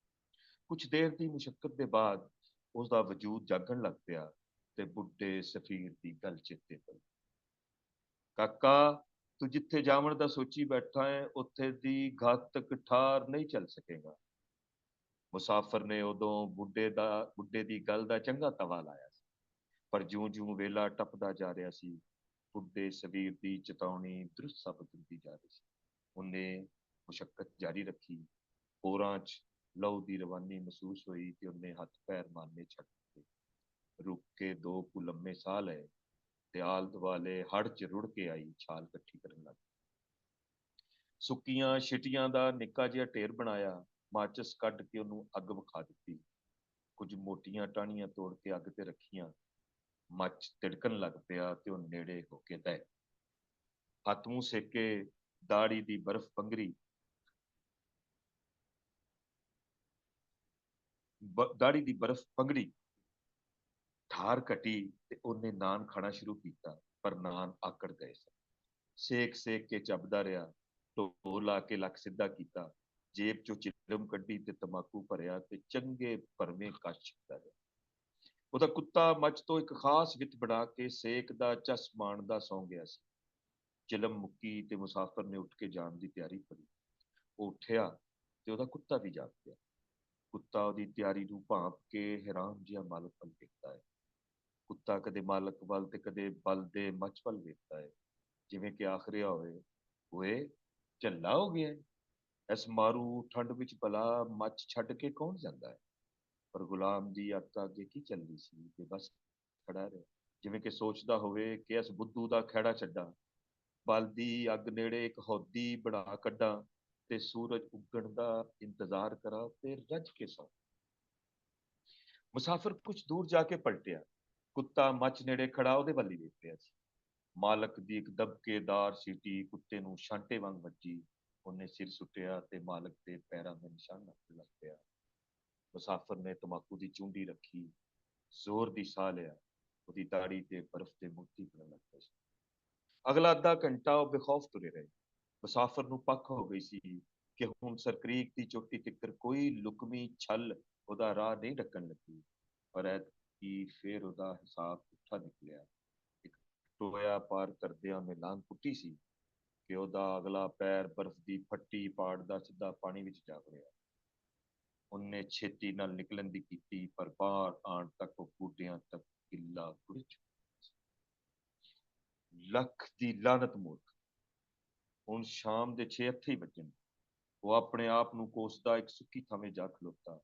ਅਗਲੀਆਂ ਘੜੀਆਂ ਮੌਤ ਦੀਆਂ ਘੰਟੀਆਂ ਬਣ ਸਕਦੀਆਂ ਸਨ। ਤੁਰੰਤ ਅੱਗ ਬਾਲਣੀ ਪਵੇਗੀ, ਉਹਨੇ ਸੋਚਿਆ। ਗਿੱਲੇ ਵਜੂਦ ਦਾ ਧਿਆਨ ਛੱਡ ਕੇ ਉਹਨੇ ਤੇਜ਼ੀ ਨਾਲ ਅੱਗ ਬਾਲਣ ਦਾ ਆਰ ਸ਼ੁਰੂ ਕਰ ਦਿੱਤਾ। ਛਾਲ ਇਕੱਠੀ ਕੀਤੀ, ਮੋਟੀਆਂ ਟਾਹਣੀਆਂ ਦੀ ਚੁੱਲ੍ਹ ਬਣਾਈ ਤੇ ਮਾਚਿਸ ਨਾਲ ਅੱਗ ਵਿਖਾ ਕੇ ਸ਼ੋਲੇ ਨੂੰ ਤਗੜਾ ਕਰਨ 'ਚ ਜੁਟ ਗਿਆ। ਉਹ ਬੜੀ ਚਤੁਰਾਈ ਨਾਲ ਲੱਕੜ ਤੇ ਲੱਕੜ ਰੱਖਦਾ, ਫੂਕਾਂ ਮਾਰਦਾ, ਸੋਚਦਾ ਕਿ ਇਸ ਸ਼ੋਲੇ ਦਾ ਮੱਚ ਬਣਨਾ ਕਿੰਨਾ ਜ਼ਰੂਰੀ ਸੀ। -75 ਤੋਂ ਅੱਗੇ ਲੱਗ ਚੁੱਕੀ ਸੀ। ਪਾਣੀ ਨਾਲ ਗੁੜਚ ਬੂਟਾਂ ਦੇ ਅੰਦਰ ਪੈਰਾਂ ਦਾ ਲਹੂ ਹਰਕਤ ਭੁੱਲ ਸਕਦਾ ਸੀ। ਹੁਣ ਵਜੂਦ ਦੀ ਮੁਸ਼ੱਕਤ ਵੀ ਕਿਸੇ ਕੰਮ ਨਹੀਂ ਸੀ ਆਉਣੀ। ਪਾਣੀ 'ਚੋਂ ਡਿੱਗਣ ਤੋਂ ਲੈ ਕੇ ਹੁਣ ਤੱਕ ਬੜਾ ਸਮੇਂ ਬੀਤ ਚੁੱਕਿਆ ਸੀ। 4 ਮੀਲ ਫੀ ਘੰਟੇ ਦੀ ਬਣਾਈ ਹੋਈ ਰਫ਼ਤਾਰ ਨੇ ਉਹਨੂੰ ਹੋਸ਼ਮੰਦ ਰੱਖਿਆ ਸੀ ਤੇ ਹੁਣ ਮੁਸਾਫਿਰ ਨੂੰ ਆਪਣੇ ਦਿਲ ਦੀ ਧੜਕਣ ਸੁਸਤ ਹੁੰਦੀ ਜਾਂਦੀ, ਰਗਾਂ 'ਚ ਲਹੂ ਦਾ ਟੋਰਾ ਮੱਠਾ ਹੁੰਦਾ ਜਾ ਰਿਹਾ ਸੀ ਤੇ ਵਜੂਦ ਦੇ ਬਹੁਤ ਸਾਰੇ ਹਿੱਸਿਆਂ 'ਚ ਵਾਪਸੀ ਨਹੀਂ ਸੀ ਕਰ ਰਿਹਾ। ਕੀ ਹੁਣ ਅੰਗਾਂ ਤੋਂ ਬਾਅਦ ਉਹਦੇ ਲਹੂ ਦੀ ਠਹਿਰਨ ਦੀ ਵਾਰੀ ਸੀ? ਉਹਨੇ ਸੋਚਿਆ। ਇਹ ਵਾਰੀ ਉਹ ਕਿਸੇ ਕੀਮਤ ਤੇ ਨਹੀਂ ਸੀ ਹਾਰ ਸਕਦਾ। ਹੁਣ ਅੰਗ ਨਹੀਂ, ਲਹੂ ਦਾ ਬਹਾਓ ਬਚਾਉਣਾ ਜ਼ਰੂਰੀ ਸੀ, ਕਿਉਂ ਜੋ ਉਹਦੇ ਕੋਲ 2 ਹੀ ਸ਼ੈਵਾਂ ਹੁਣ ਪੂਰੀ ਤਰ੍ਹਾਂ ਜਿਉਂਦੀਆਂ ਸਨ। ਇੱਕ ਉਹਦੀਆਂ ਰਗਾਂ 'ਚ ਤੁਰਦਾ ਲਹੂ ਤੇ ਦੂਜਾ ਉਹਦੇ ਕੋਲ ਬੈਠਾ ਉਹਦਾ ਪਿਤਾ। ਹਰ ਗੁਜ਼ਰਦੇ ਪਲ ਉਹਨੂੰ ਹੱਥਾਂ ਪੈਰਾਂ 'ਚ ਲਹੂ ਦਾ ਵਗਣ ਰੁਕਦਾ ਮਹਿਸੂਸ ਹੁੰਦਾ। ਉਹਦੇ ਅੰਗ ਇੱਕ ਇੱਕ ਕਰਕੇ ਬਰਫ਼ ਨਾਲ ਬਰਫ਼ ਹੁੰਦੇ ਜਾ ਰਹੇ ਸਨ। ਵਜੂਦ ਦੀ ਬੇਹਿੱਸੀ ਬੜੀ ਤੇਜ਼ੀ ਨਾਲ ਬੇਵਸੀ 'ਚ ਬਦਲਦੀ ਜਾ ਰਹੀ ਸੀ। ਉਹਨੇ ਬੜੀ ਉਮੀਦ ਨਾਲ ਬਲਦੀ ਅੱਗ ਵੱਲੇ ਵੇਖਿਆ, ਜਿਹੜਾ ਮੱਚ ਦਾ ਰੂਪ ਲੈਂਦੀ ਜਾ ਰਹੀ ਸੀ। ਦਵਾਲੇ ਦੀ ਠਾਰ ਟੁੱਟਣ ਤੱਕ ਉਹ ਆਪਣੇ ਮੁਕੇਸ਼ਨ ਨਹੀਂ ਸੀ ਲਾ ਸਕਦਾ। ਮੁੰਜਮਦ ਹੋਈਆਂ ਲੱਤਾਂ ਸਿੱਧੀਆਂ ਅੱਗ 'ਚ ਕਿਵੇਂ ਡਾ ਦੇਣ? ਅੱਗ ਦੇ ਨੇੜੇ ਵੀ ਰਹਿਣਾ ਸੀ ਤੇ ਸੜਨ ਤੋਂ ਵੀ ਬਚਣਾ ਸੀ। ਉਸ ਜਾਨਲੇਵਾ ਉਡੀਕ 'ਚ ਬੈਠੇ ਮੁਸਾਫਿਰ ਨੂੰ ਪੂਰਾ ਯਕੀਨ ਸੀ ਕਿ ਕੁਝ ਘੜੀਆਂ ਬਾਅਦ ਉਹ ਆਪਣੇ ਮੁਕੇਸ਼ਨ ਲਾ ਕੇ ਆਪਣੇ ਮੋਜ਼ੇ ਸੁਕਾਵੇਗਾ, ਨੰਗੇ ਪੈਰੀਂ ਤਾਪ ਸੇਕੇਗਾ। ਤਦ ਤਜਰਬਾ ਕਾਮਯਾਬ ਸੀ ਕਿ ਉਹਦੇ ਹਰ ਆਣ ਅੱਗ ਵਧੇਰੀ ਹੁੰਦੀ ਜਾਵੇ ਤੇ ਉਹਦੇ ਲੰਬੂ ਉੱਚੇ ਹੁੰਦੇ ਜਾ ਰਹੇ ਸਨ। ਬੁੱਢਾ ਸਵੀਰ ਫਿਰ ਉਹਦੇ ਸਾਹਮਣੇ ਆ ਖਲੋਤਾ ਤੇ ਕਹਿਣ ਲੱਗਾ, ਵੇਖ ਭਾਈ, ਇੱਕ ਗੱਲ ਮੇਰੀ ਪੱਲੇ ਬੰਨ, ਜਿੱਧਰ ਤੂੰ ਜਾ ਰਿਹਾ ਹੈ ਉੱਥੇ ਇਨਸਾਨੀ ਜ਼ਿੰਦਗੀ ਦੀ ਹੱਦ -50 ਹੈਗੀ। ਇਸ ਤੋਂ ਉੱਤੇ ਦਾ ਰਿਸਕ ਨਾ ਲਵੇਂ, ਤੇ ਜੇਕਰ ਤੂੰ ਕੱਲਾ ਟੁਰ ਪਿਆ ਤੇ ਫਿਰ ਅੱਗੇ ਤੇਰੇ ਭਾਗ ਲੱਛੀਏ। ਕੱਲਾ ਕਦੀ ਨਾ ਜਾਵੇਂ। ਪਰ ਉਹਨੇ ਸੋਚਿਆ, ਇਸ ਵੇਲੇ ਕੌਣ ਹੈ ਮੇਰੇ ਨਾਲ? ਮੈਂ ਕੁਝ ਦੇਰ ਪਹਿਲੇ ਹੀ ਕੱਲੇ ਨੇ ਐਡੀ ਵੱਡੀ ਆਫਤ ਟਾਲੀ। ਐਵੇਂ ਬੁੱਢਾ ਆਪਣੀ ਮਾਰਦਾ ਸੀ। ਬੰਦੇ ਦੇ ਅੰਦਰ ਦਾ ਮਰਦ ਜਾਗਦਾ ਹੋਵੇ ਤੇ ਸੱਤੇ ਹੀ ਖੈਰਾ, ਜਣਾ ਹੋਵੇ ਤੇ ਡਰ ਕਾਹਦਾ? ਐਵੇਂ ਜ਼ਨਾਨੀਆਂ ਹਾਰ ਵਸਵਸੇ ਪਾਲਣ ਦਾ ਕੀ ਫਾਇਦਾ? ਉਹਦੀ ਸੋਚ ਟੁੱਟੀ ਤੇ ਉਹਨੂੰ ਮਹਿਸੂਸ ਹੋਇਆ ਕਿ ਸਾਹਮਣੇ ਬਲਦੀ ਅੱਗ ਨੇ ਅਜੇ ਤੱਕ ਉਹਦੇ ਵਜੂਦ ਨੂੰ ਗਰਮ ਨਹੀਂ ਸੀ ਕੀਤਾ। ਉਹ ਬਾਲਣ ਲਈ ਲੱਕੜ ਚੁੱਕਣ ਦੀ ਕਰਦਾ, ਪਰ ਲੱਕੜ ਉਹਦੇ ਹੱਥੋਂ ਥੱਲੇ ਜਾ। ਅੱਗ ਦੇ ਉਚੇਰੇ ਹੁੰਦੇ ਲੰਬੂ ਚੰਗੇ ਵੇਲੇ ਦਾ ਦਾਵਾ ਤੇ ਦੇ ਰਹੇ ਸਨ। ਉਹਨੇ ਆਪਣੇ ਮੁਕੇਸ਼ਨ ਲਾਉਣ ਦੀ ਕੀਤੀ, ਪਰ ਉਹਦੇ ਮੋਜ਼ੇ ਉੱਨ ਦੀ ਥਾਂ ਲੋਹੇ ਦੇ ਬਣੇ ਹੋਏ ਚਾਪੇ, ਤਸਮੇ ਧਾਤੀ ਤਾਰ ਦੀ ਸ਼ਕਲ ਬਣ ਚੁੱਕੇ ਸਨ। ਕੱਟਣੇ ਪੈਣ, ਉਹਨੇ ਸੋਚਿਆ। ਜੇਬ ਚੋਂ ਨਿੱਕੀ ਜਿਹੀ ਕੈਂਚੀ ਕੱਢ ਕੇ ਤਸਮੇ ਕੱਟਣ ਦੀ ਕੋਸ਼ਿਸ਼ ਕਰਨ ਲੱਗ ਪਿਆ। ਅਜੇ ਉਹਨੇ ਕੈਂਚੀ ਚਲਾਈ ਸੀ ਕਿ ਕੜ ਕੜ ਦੜ ਦੜ ਦੀਆਂ ਆਵਾਜ਼ਾਂ ਨਾਲ ਜਿਵੇਂ ਕਿਆਮਤ ਜਿਹੀ। ਇੱਕ ਭਿਆਨਕ ਗਲਤੀ ਹੋ ਚੁੱਕੀ ਸੀ। ਮੁਸਾਫਰ ਦੀ ਮੱਤ ਮਾਰੀ ਗਈ ਕਿ ਉਹ ਭੁੱਲ ਬੈਠਾ ਸੀ ਕਿ ਬਰਫਾਨੀ ਇਲਾਕੇ 'ਚ ਮੱਛ ਹਮੇਸ਼ਾ ਖੁੱਲੀ ਥਾਵੇਂ ਲਾਈਦਾ ਹੈ, ਤੇ ਉਹ ਸਨੋਬਰ ਦੇ ਇੱਕ ਘਨੇ ਰੁੱਖ ਹੇਠ ਅੱਗ ਬਾਲ ਬੈਠਾ ਸੀ। ਹਵਾ ਚੱਲੀ ਨੂੰ ਖਰੇ ਕਿੰਨੇ ਦਿਨ ਲੰਘ ਚੁੱਕੇ ਸਨ। ਸਰੋਬਰ ਦਾ ਰੁੱਖ ਤਹਿ ਦਰ ਤਹਿ ਬਰਫ਼ ਨਾਲ ਢੱਕਿਆ ਹੋਇਆ ਸੀ।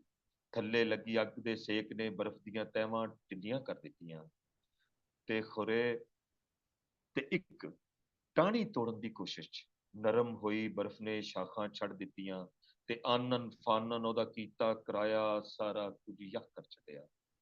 ਮਣਾ ਸਾਬੀ ਬਰਫ਼ ਮੱਚ ਤੇ ਡਿੱਗੀ ਤੇ ਥੋੜੀ ਬਹੁਤੀ ਉਹਦੇ ਤੇ ਵੀ ਆਣ ਪਈ। ਉਹਨੇ ਕੱਪੜੇ ਝਾੜੇ ਤੇ ਸਿੱਧਾ ਹੋ ਕੇ ਉਸ ਥਾਂ ਵੱਲ ਵੇਖਿਆ ਜਿੱਥੇ ਕੁਝ ਦੇਰ ਪਹਿਲੇ ਜ਼ਿੰਦਗੀ ਬਖਸ਼ ਲੰਬੂ ਪੜੇ ਪਏ ਸੀ। ਉੱਥੇ ਹੁਣ ਚਿੱਟੇ ਰੰਗ ਦੀ ਇੱਕ ਨਿੱਕੀ ਜਿਹੀ ਖਾੜੀ ਬਣੀ ਸੀ। ਮੁਸਾਫਰ ਨੂੰ ਇੰਜ ਲੱਗਾ ਜਿਵੇਂ ਬੁੱਢਾ ਸਫੀਰ ਉਹਦੇ ਕੰਨ ਵਿੱਚ ਕੁਝ ਕਹਿ ਰਿਹਾ ਹੈ। ਹਾਂ ਬਈ, ਕਿੱਥੇ ਗਈ ਤੇਰੀ ਚੌਕਸੀ ਤੇ ਹੁਸ਼ਿਆਰੀ? ਮੁਸਾਫਰ ਨੂੰ ਇੰਜ ਲੱਗ ਰਿਹਾ ਸੀ ਜਿਵੇਂ ਕਿਸੇ ਬੇਰਹਿਮ ਮੁਨਸਫ ਨੇ ਉਹਨੂੰ ਮਰਨ ਦੰਡ ਬੋਲ ਦਿੱਤਾ ਹੈ। ਤੈਨੂੰ ਆਖਿਆ ਸੀ ਨਾ, ਕੱਲਿਆਂ ਮੌਤ ਤੋਂ ਨਹੀਂ ਬਚ ਪਾਏਗਾ।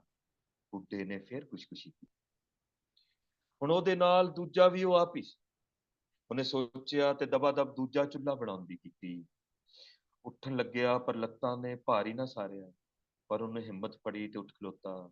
ਕੁਝ ਦੂਰ ਪਰੇ ਸੁੱਕੀਆਂ ਲੱਕੜਾਂ ਚੁੱਕਣ ਦੀ ਕਰਦਾ, ਪਰ ਹੱਥ ਸੱਤ ਨਾ ਦਿੰਦੇ, ਮੁੱਠਾਂ ਬੰਦ ਨਾ ਹੁੰਦੀਆਂ। ਉਹਨੇ ਬਾਹਾਂ ਦੇ ਕਲਾਵੇ ਸਾਰੇ ਲੱਕੜਾਂ ਜਮ੍ਹਾਂ ਕਰਨੀਆਂ ਸ਼ੁਰੂ ਕੀਤੀਆਂ।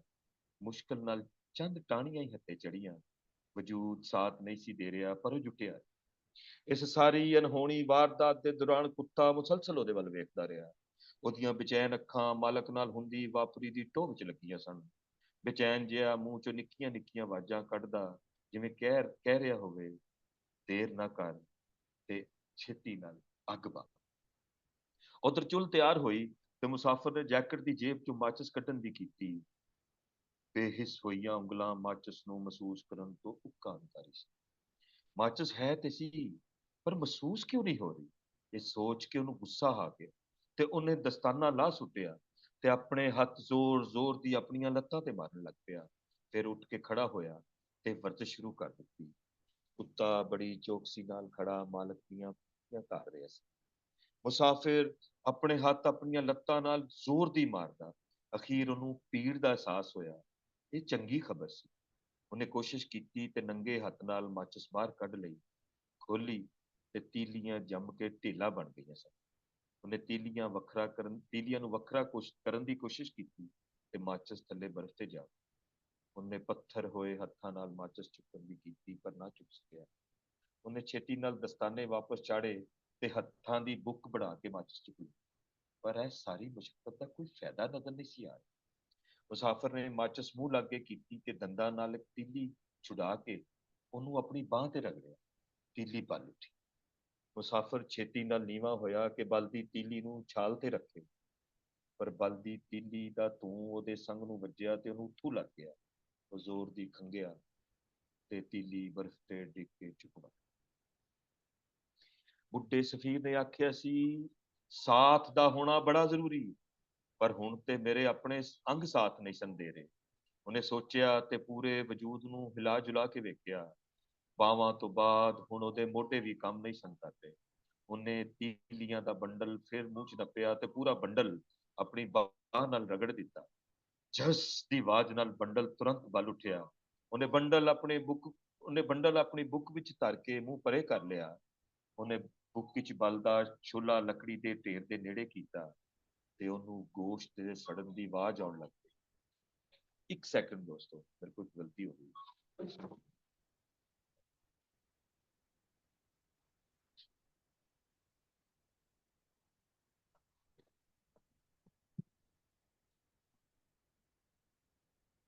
ਉਹਨੇ ਬੁੱਕ ਚ ਬਲਦਾ ਛੋਲਾ ਲੱਕੜੀ ਦੀ ਢੇਰੀ ਦੇ ਨੇੜੇ ਕੀਤਾ। ਉਹਨੂੰ ਗੋਸ਼ਤ ਦੇ ਸੜਨ ਦੀ ਬੋ ਆਉਣ ਲੱਗ ਪਈ। ਦਰਦ ਨਾਲ ਉਹਦੀ ਚੀਖ ਨਿਕਲ ਗਈ। ਉਸ ਅੱਗ ਬਾਲਣ ਦੀ ਕੋਸ਼ਿਸ਼ ਜਾਰੀ ਰੱਖੀ। ਛਾਲ ਨੇ ਅੱਗ ਫੜੀ ਤੇ ਉਹਨੇ ਬਲਦਾ ਹੋਇਆ ਬੰਡਲ ਹੱਥੋਂ ਸੁੱਟ ਦਿੱਤਾ। ਤੀਲੀਆਂ ਬਰਫ਼ ਤੇ ਜਾ ਪਈਆਂ, ਇੱਕ ਇੱਕ ਕਰਕੇ ਬੁਝ ਗਈ। ਦਸਤਾਨੇ ਦੇ ਨਾਲ ਨਾਲ ਉਹਦੀਆਂ ਤਲੀਆਂ ਵੀ ਸੜ ਗਈਆਂ ਸਨ। ਉਹਨੇ ਪੀੜ ਸਹਿਣ ਕਰਦਿਆਂ ਟਾਹਣੀ ਤੋੜਨ ਦੀ ਕੀਤੀ, ਪਰ ਹੁਣ ਮੋਢੇ ਸਾਥ ਨਹੀਂ ਸਨ ਦੇ ਰਹੇ। ਉਹ ਦੰਦਾਂ ਨਾਲ ਟਾਹਣੀਆਂ ਛਿਲਦਾ ਤੇ ਅੱਗ ਤੇ ਸੁੱਟਦਾ। ਹੁਣ ਇਹੋ ਉਪਾਅ ਸੀ ਤੇ ਇਹੋ ਹੀ ਨਿੱਕਾ ਜਿਹਾ ਮੱਚ ਉਹਦੀ ਹਯਾਤੀ ਦਾ ਉਪਾਵਨਹਾਰ। ਟਾਹਣੀਆਂ ਛਿਲਦਿਆਂ ਉਹਨੂੰ ਮਹਿਸੂਸ ਹੋਇਆ ਕਿ ਉਹਦੇ ਤੋਂ ਵੱਖ ਉਹਦੇ ਵਜੂਦ ਨੇ ਵੀ ਆਪਣਾ ਬਚਾਅ ਕਰਨਾ ਸ਼ੁਰੂ ਕਰ ਦਿੱਤਾ ਸੀ, ਕਿਉਂ ਜੋ ਉਹਦਾ ਵਜੂਦ ਯਕਦਮ ਬੁਰੀ ਤਰ੍ਹਾਂ ਕੰਬਣ ਲੱਗ ਪਿਆ। ਉਸ ਕਾਂਬੇ ਵਜੋਂ ਉਹਦੀ ਰਹੀ ਸਹੀ ਪਕੜ ਵੀ ਜਾਂਦੀ ਰਹੀ, ਪਰ ਲੱਕੜੀ ਤੇ ਜ਼ਰੂਰੀ ਸੀ। ਉਹਨੇ ਬੜੀ ਤੱਗ ਲਾ ਕੇ ਇੱਕ ਨਿੱਕੇ ਰੁੱਖ ਤੋਂ ਟਾਹਣੀ ਤੋੜਨ ਦੀ ਕੋਸ਼ਿਸ਼ ਕੀਤੀ ਕਿ ਉਹ ਟਾਹਣੀ ਬਰਫ਼ ਸਮੇਤ ਉਹਦੇ ਮੱਚ ਤੇ ਆ ਡਿੱਗੀ। ਮੱਚ ਖਿੱਲਰ ਗਿਆ। ਕੰਬ ਦੇ ਵਜੂਦ ਨਾਲ ਉਹਨੇ ਮੱਚ ਨੂੰ ਸੁਆਰਾ ਕਰਨ ਦੀ ਕੀਤੀ, ਪਰ ਹਰਕਤ ਨਾ ਕਰ ਸਕਿਆ। ਜਿਸਮ ਦਾ ਕੋਈ ਜੋੜ ਹੁਣ ਉਹਦੇ ਆਖੇ ਵਿੱਚ ਨਹੀਂ ਸੀ। ਜਾ ਬਜਾ ਖਿਲਰਿਆ ਮੱਚ ਦੂਰ ਤਰੇ ਚਿਰਾਗਾਂ ਵਾਂਗ ਇੱਕ ਇੱਕ ਕਰਕੇ ਬੁਝਦਾ ਗਿਆ, ਜਿਵੇਂ ਉਹਦੀ ਸੁਰਤ ਵੀ ਨਾਲ ਹੀ ਬੁਝਦੀ ਗਈ ਸੀ। ਉਹਦੇ ਅੰਦਰ ਖੌਫ ਦਾ ਇੱਕ ਉਬਾਲ ਉੱਠਿਆ ਤੇ ਉਹਦੇ ਅੰਦਰ ਇੱਕ ਪੁਰਾਣੀ ਕਹਾਣੀ ਜੰਮੀ ਕਿ ਕਿਵੇਂ ਇੱਕ ਸ਼ਿਕਾਰੀ ਨੇ ਆਪਣਾ ਆਪ ਬਚਾਇਆ ਸੀ। ਇੱਕ ਦੂਜਾ ਜਿਉਂਦਾ ਵਜੂਦ ਹੀ ਉਹਦੀ ਜ਼ਿੰਦਗੀ ਦੀ ਜ਼ਮਾਨਤ ਬਣ ਸਕਦਾ ਸੀ, ਔਰ ਉਹ ਦੂਜਾ ਜਿਉਂਦਾ ਵਜੂਦ ਸੀ ਉਹਦਾ ਕੁੱਤਾ। ਉਹਨੇ ਕੁੱਤੇ ਵੱਲ ਵੇਖਿਆ ਤੇ ਆਵਾਜ਼ ਮਾਰ ਕੇ ਉਹਨੂੰ ਆਪਣੇ ਨੇੜੇ ਸੱਦਿਆ। ਉਹਦੇ ਹਲਕ ਚੋਂ ਨਿਕਲਣ ਵਾਲੀ ਆਵਾਜ਼ ਅਜੀਬ ਜਿਹੀ ਸੀ। ਕੁੱਤੇ ਲਈ ਇਹ ਬੁਲਾਰਾ ਬਿਲਕੁਲ ਨਵਾਂ ਤੇ ਡਰਾ ਦੇਣ ਵਾਲਾ ਸੀ। ਕੁੱਤੇ ਨੇ ਆਪਣੇ ਮਾਲਕ ਦੇ ਮੂੰਹੋਂ ਅਜਿਹੀ ਆਵਾਜ਼ ਕਦੇ ਨਹੀਂ ਸੀ ਸੁਣੀ। ਕੁਝ ਅਨੋਖਾ ਹੋਣ ਵਾਲਾ ਸੀ ਜਿਹੜਾ ਕੁੱਤੇ ਨੇ ਮਹਿਸੂਸ ਕਰ। ਉਹ ਦੋ ਪੈਰ ਅਗਾਂਹ ਨੂੰ ਵੱਧਦਾ ਤੇ ਫਿਰ ਬਹਿ ਕੇ ਦੋ ਪੈਰ ਪਿਛਾਂਹ ਨੂੰ ਸਿਰਕ ਜਾਂਦਾ। ਮਾਲਕ ਨੇ ਕੁੱਤੇ ਨੂੰ ਫਿਰ ਪੁਕਾਰਿਆ। ਉਹਦੇ ਮਾਲਕ ਦੇ ਮੂੰਹ ਤੇ ਆਈ ਵਹਿਸ਼ਤ ਕੁੱਤੇ ਦਾ ਹੌਸਲਾ ਤੋੜ ਦਿੰਦੀ। ਕੁੱਤਾ ਬੇਵਸਾਇਆ ਜਿਹਾ ਅਗਾਂਹ ਹੁੰਦਾ ਤੇ ਫਿਰ ਪਿੱਛੇ ਹੋ ਜਾਂਦਾ। ਮਾਲਕ ਨੇ ਜਰਕ ਮਾਰ ਕੇ ਕੁੱਤੇ ਨੂੰ ਕਾਬੂ ਕਰਨ ਦੀ ਕੀਤੀ, ਪਰ ਕੁੱਤਾ ਹੱਥੇ ਨਾ ਚੜਿਆ। ਮੁਸਾਫਿਰ ਨੂੰ ਇੱਕ ਚਤਰਾਈ ਸੁੱਝੀ। ਉਹ ਉੱਠ ਕੇ ਖਲੋ ਗਿਆ ਤੇ ਹੱਥ ਪੈਰ ਮਾਰਨ ਲੱਗ ਪਿਆ, ਜਿਵੇਂ ਵਜੂਦ ਨੂੰ ਗਰਮ ਕਰ ਰਿਹਾ। ਕੁੱਤੇ ਨੇ ਮਾਲਕ ਦੀ ਇਹ ਹਰਕਤ ਵੇਖੀ ਤੇ ਉਹਦਾ ਡਰ ਜਾਂਦਾ ਰਿਹਾ। ਮਾਲਕ ਨੇ ਇਸ਼ਾਰਾ ਕੀਤਾ ਤੇ ਕੁੱਤਾ ਨੇੜੇ ਆਣ ਖੜਾ ਹੋਇਆ। ਨੇੜੇ ਹੋਣ ਦੀ ਦੇਰ ਸੀ, ਮਾਲਕ ਨੇ ਉਹਨੂੰ ਦਬੋਚ ਲਿਆ, ਪਰ ਅਗਲੀ ਘੜੀ ਉਹਦੀ ਪਕੜ ਢਿੱਲੀ ਪੈਣ ਲੱਗ ਪਈ। ਕੁੱਤਾ ਪੂਰੇ ਜ਼ੋਰ ਨਾਲ ਆਪਣੇ ਆਪ ਨੂੰ ਛੁਡਾਉਣ ਦੀ ਕਰਦਾ, ਪਰ ਮਾਲਕ ਨੇ ਕੁੱਤੇ ਨੂੰ ਕਿਸੇ ਵਿਪਰੇ ਰਿੱਛ ਵਾਂਗ ਦਬੋਚਿਆ ਹੋਇਆ ਸੀ, ਪਰ ਉਹਦੇ ਮੋਢੇ ਉਹਦਾ ਸਾਥ ਆਪਣਾ ਨਹੀਂ ਸਨ ਦੇ ਰਹੇ। ਇਫਤਖਾਰ ਜੀ ਕਿੰਨੀ ਰਹਿ ਗਈ ਕਹਾਣੀ? ਜੀ ਸਰ ਜੀ, ਇੱਕ ਸਫਾ ਰਹਿ ਗਿਆ। ਇਹ 40 ਮਿੰਟ ਹੋ ਗਏ ਨੇ ਤੇ ਤੁਸੀਂ ਜੀ ਗੱਲਬਾਤ ਤੇ ਹੁਣ ਪਤਾ ਨਹੀਂ ਹੋਣੀ ਹੈ ਤੇ ਨਹੀਂ ਹੋਣੀ। ਸਾਰੀ ਕੁੱਤੇ ਨੂੰ ਟਾਈਮ ਕਹਾਣੀ ਤੇ ਹੀ ਲੈ ਗਏ। ਚਲ नहीं ਚਲੋ कहानी तो खत्म करो, ਤੁਸੀਂ नहीं नहीं कहानी खत्म करो, ਹਾਂ कोई गल ਖਤਮ नहीं। ਕਰੋ। हाँ ਨਹੀਂ ਕਹਾਣੀ खत्म ਖਤਮ ਕਰੋ, जरूर खत्म ਬਿਲਕੁਲ करो ਕੋਈ प्लीज। ਹਾਂਜੀ ਹਾਂਜੀ ਉਹ ਕੁੱਤੇ ਨੂੰ ਠੀਕ ਹੈ ਕਿਨ ਠੀਕ ਹੈ। ਉਹ ਕੁੱਤੇ ਨੂੰ ਕਿਨ ਸਮਝਾਉਂਦਾ ਕਿ ਉਹ ਉਹਦੇ ਨਾਲ ਲਿਪਟ ਕੇ ਕੁਛ ਦੇਰ ਸ਼ਾਂਤ ਬੈਠਣਾ ਚਾਹੁੰਦਾ ਹੈ, ਪਰ ਕੁੱਤੇ ਦੀ ਹਰਕਤ ਹੈਰਾਨ ਤੇਜ਼ ਹੁੰਦੀ ਜਾਵੇ। ਕੀ ਕਰਾਂ ਕਿ ਕੁੱਤੇ ਦੀ ਹਰਕਤ ਰੁਕ ਜਾਵੇ?